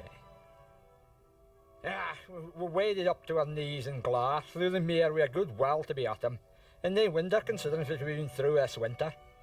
Afore we engaged it rained half a sair, both hail and rain, the strong wind were backs, but just then they began to fire their big guns, it grew into an half a fine like day. Then the Duke rode through our front line just afore we begun, and desired us all nae to be feared of her. "Depend, my lads, on your bayonets," says he. "Let them ken the men they hae to deal with." Aye, well we did. Sometime around midday, one of Cumberland's staff officers, Lord Bury, rode forward to count the Jacobite guns and was fired on by 2 of them. The government artillery fired back, and the battle was begun. The ill-served Jacobite guns were soon silenced, and for as long as the Highlanders stood their ground, the government artillery kept up a steady rhythm of 1 round a minute with the 10 guns. No one knows how long the Highlanders stood facing the bombardment. It could have been for as little as 10 minutes or as many as 20. But they had to endure it because hundreds of men were still hurrying to the moor to rejoin their regiments. This delay was exacerbated by the unwillingness of the prince to give the order to attack. The Jacobite commanders hoped to delay their charge until as many of the men as possible had rejoined their colours. But although the effects of the government artillery were galling to the Jacobites, it was to be General Hawley's dragoons and the government Highlanders who eventually forced their hand and precipitated the Highland charge. One of the big stories about Culloden is the fact the Highlanders stood for so long being fired on by the government artillery. In some accounts it suggested most of the Highlanders died up on the back on the ridge there, where the red flag is, fired on by the government artillery, while Bonnie Prince Charlie sat dithering, wondering what to do. In fact, this was not really a problem. It was if you got hit by a cannonball, of course, but in military terms the cannonade was not very effective. The guns were knocking over an average about 1 man with every shot fired. They had 10 guns, each one firing about once a minute. With a cannonade lasting only about a quarter of an hour, that's not killing very many Jacobites. Where the killing really started was once they got down close to the government line and the artillerymen switched from firing cannonballs to firing grape shot, which is effectively a bag full of musket balls, worked like a shotgun. Now that did kill people. As the Jacobite army stood immobile, awaiting the order to charge, General Hawley ordered his 4 companies of Argyllshire Highlanders to break down the walls in the enclosure on the Jacobite right flank in order to let the dragoons through to attack them. Soon, he was threatening the right flank and rear of the Jacobite army. A brief respite was gained for the Jacobites when Lord Lewis Gordon's 2 Lowland battalions from Aberdeen swung around to face the approaching dragoons. But faced with this threat, the order was given for a general assault on Cumberland's position while there was still time. What is not always realised is how multinational both of the armies at the battlefield of Culloden were. Take, for example, Bonnie Prince Charlie's army. He had Irish, he had Frenchmen present. And of course he had a few lowland troops, although the great majority of the Scots were Highlanders, of course, from the clans. Strangely enough, you get exactly the same social or national mixture of forces within the army of Cumberland, the Royal Army. Of the 16 regiments which made up the bulk of Cumberland's army, no less than 4, or 1 man in 4, a quarter, were in fact Scottish regiments. Despite the cosmopolitan makeup of the Jacobite army, the principal tactic was still the Highland charge. Over the past 100 years, yelling mobs of clansmen had inspired fear and panic amongst regular troops on a score of battlefields. But at Culloden, it was to prove a disastrous failure. The moor was not as featureless as it might at first have appeared. The Inverness Road ran diagonally across it from the bottom corner of the Culloden Park to O'Learnach, and the ground between the road and the British Army was wet and boggy. The armies were drawn up 500 yards apart, a comparatively long distance to charge over, especially over difficult terrain. As the Jacobites set off towards the British lines, the Highland left, made up of MacDonald's regiments, blundered into the morass, while those in the centre desperately tried to avoid it by swinging to their right. Unfortunately, they at once collided with Lord George Murray's right wing, which was itself veering to the left in order to avoid the Learnach enclosure wall. For a moment, they were all brought to a confused halt, and Cumberland's gunners, switching from round shot to canister, lacerated the stationary jumble of men with hundreds of musket balls. After this pause, the Camerons and Macintoshes led the Jacobites on again, so that the whole weight of the attack fell upon just one battalion, Barrel's 4th of Foot, now the King's Own Royal Border Regiment. The men of Barrel's battalion fought back savagely, but were overwhelmed by sheer weight of numbers, losing one of their colours and nearly a third of their strength in killed and wounded. However, 2 regiments from the government's second line were ordered by a watchful Cumberland to march up to attack the Jacobite flank, while 2 more, including Sempill Scott's borderers, engaged them from the front. The Jacobites were brought to a halt for a second time, jammed in a dense column that was estimated by contemporary accounts to be as many as 20 or 30 men deep. Those at the front had already fired or thrown away their muskets. Now they could only reply with pistols or even with stones.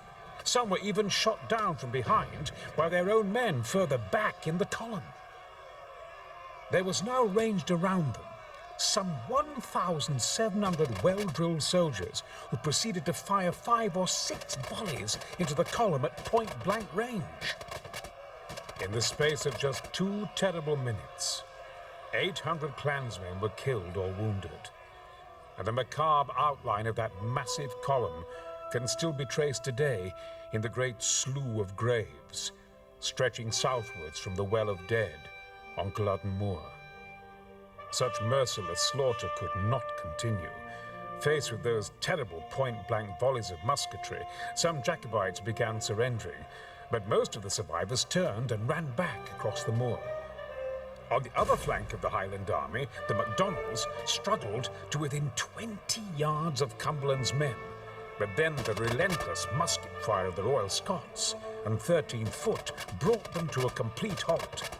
Not one of the MacDonalds even reached the British line. Then, seeing the rest of the Highlanders falling back, the MacDonald men ran too, and Captain Johnson went with them. We were on the left of our army, and at the distance of about 20 paces when the rout began to become general. In a rage, I discharged my blunderbuss and pistols at the enemy, and immediately endeavoured to save myself like the rest. But having charged on foot and in boots, I was so overcome by the marshy ground that instead of running, I could scarcely walk.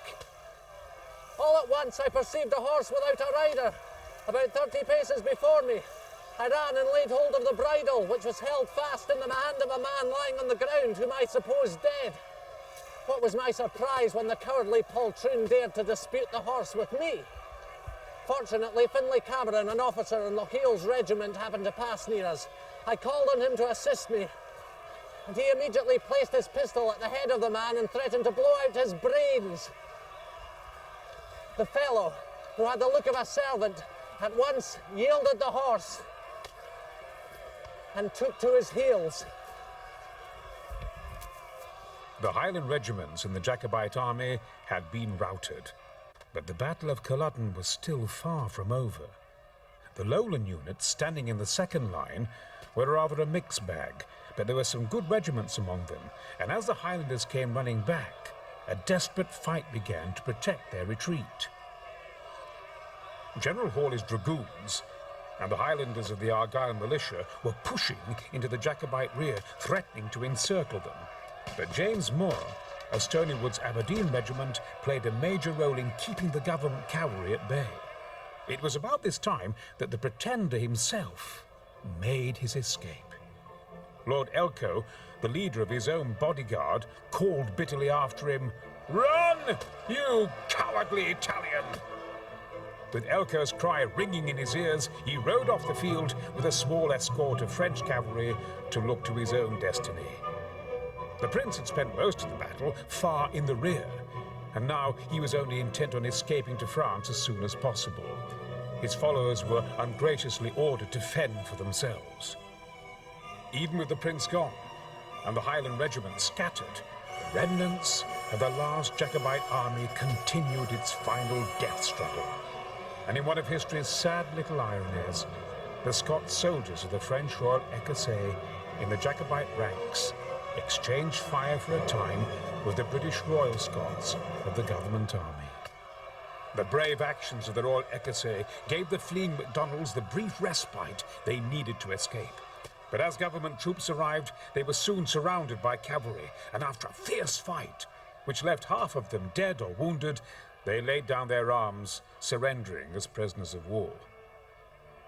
Once the royal écossais had surrendered, there was nothing left to restrain the dragoons, and they mercilessly rode down the Jacobite fugitives.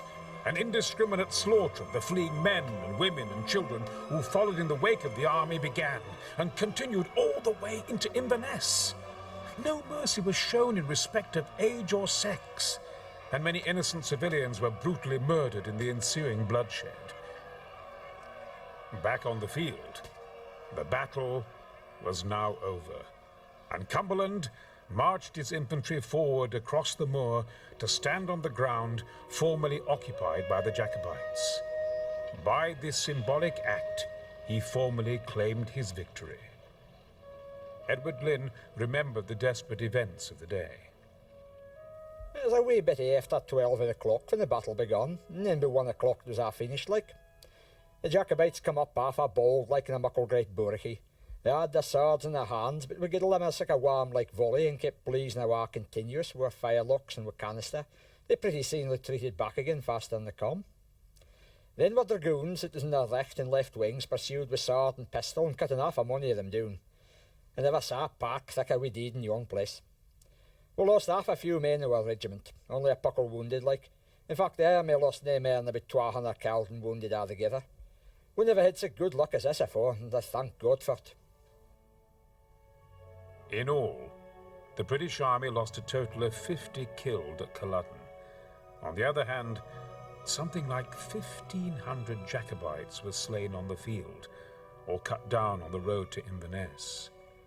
Hundreds more of the Jacobite wounded were taken prisoner, and by evening, on the 16th of April, the British Army had no fewer than 326 Jacobite prisoners in its charge at Inverness, besides the 229 French regulars. Many of the Jacobites, wrote one officer, were desperately wounded. Indeed, over the next few days, the number of prisoners rose dramatically as the wounded Jacobites were brought in from the moor and fleeing fugitives were captured. Many of their later complaints about bad treatment alleged that wounds were left unattended. History has coloured the aftermath of Culloden as a savage frenzy of killing by an out-of-control government army.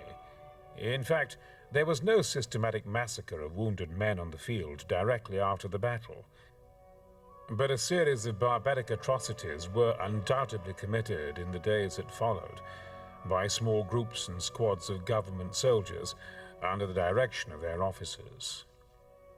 There was an ugly rumour that the Jacobites had themselves ordered that no prisoners were to be taken if Culloden was a Jacobite victory. Cumberland himself referred to it in orders he issued, and this ensured that there was no sympathy for the wounded Jacobites still on the moor, and many of whom were killed in a barbarous fashion. Those Jacobites who were captured fared little better. They were guarded by the despised vestrymen, an unsavoury collection of petty offenders and other undesirables foisted upon the army by parish constables. It would be hard to find a worse or more brutal set of jailers. It was they who were responsible for many of the acts of cruelty and murder which followed Culloden. In the months which followed, many Jacobites were tried and executed, while hundreds more were transported to the American colonies, or, most ironic of all, conscripted into the British Army. Inevitably, for a man pledged to break the power of the clans forever, Cumberland's pacification of the Highlands was heavy-handed and brutal. The innocent suffered with the guilty, but the punitive expeditions served their purpose. The clans refused ever to rise in arms again. If there is a single shaft of redeeming light from the terrible aftermath of Culloden, it was this. Despite the vicious and inhuman excesses of the clearances, Scotland was spared forever the horror of another series of increasingly pointless rebellions. Most Scots of the time, like Edward Glynn and Patrick Crichton, thanked God for it. We, your Majesty's most dutiful and loyal subjects, the noblemen, gentlemen, and freeholders of the Shire of Edinburgh, beg leave, with our hearts full of joy, to congratulate your Majesty on the victory obtained by His Royal Highness the Duke of Cumberland over the Jacobites on the 16th of April.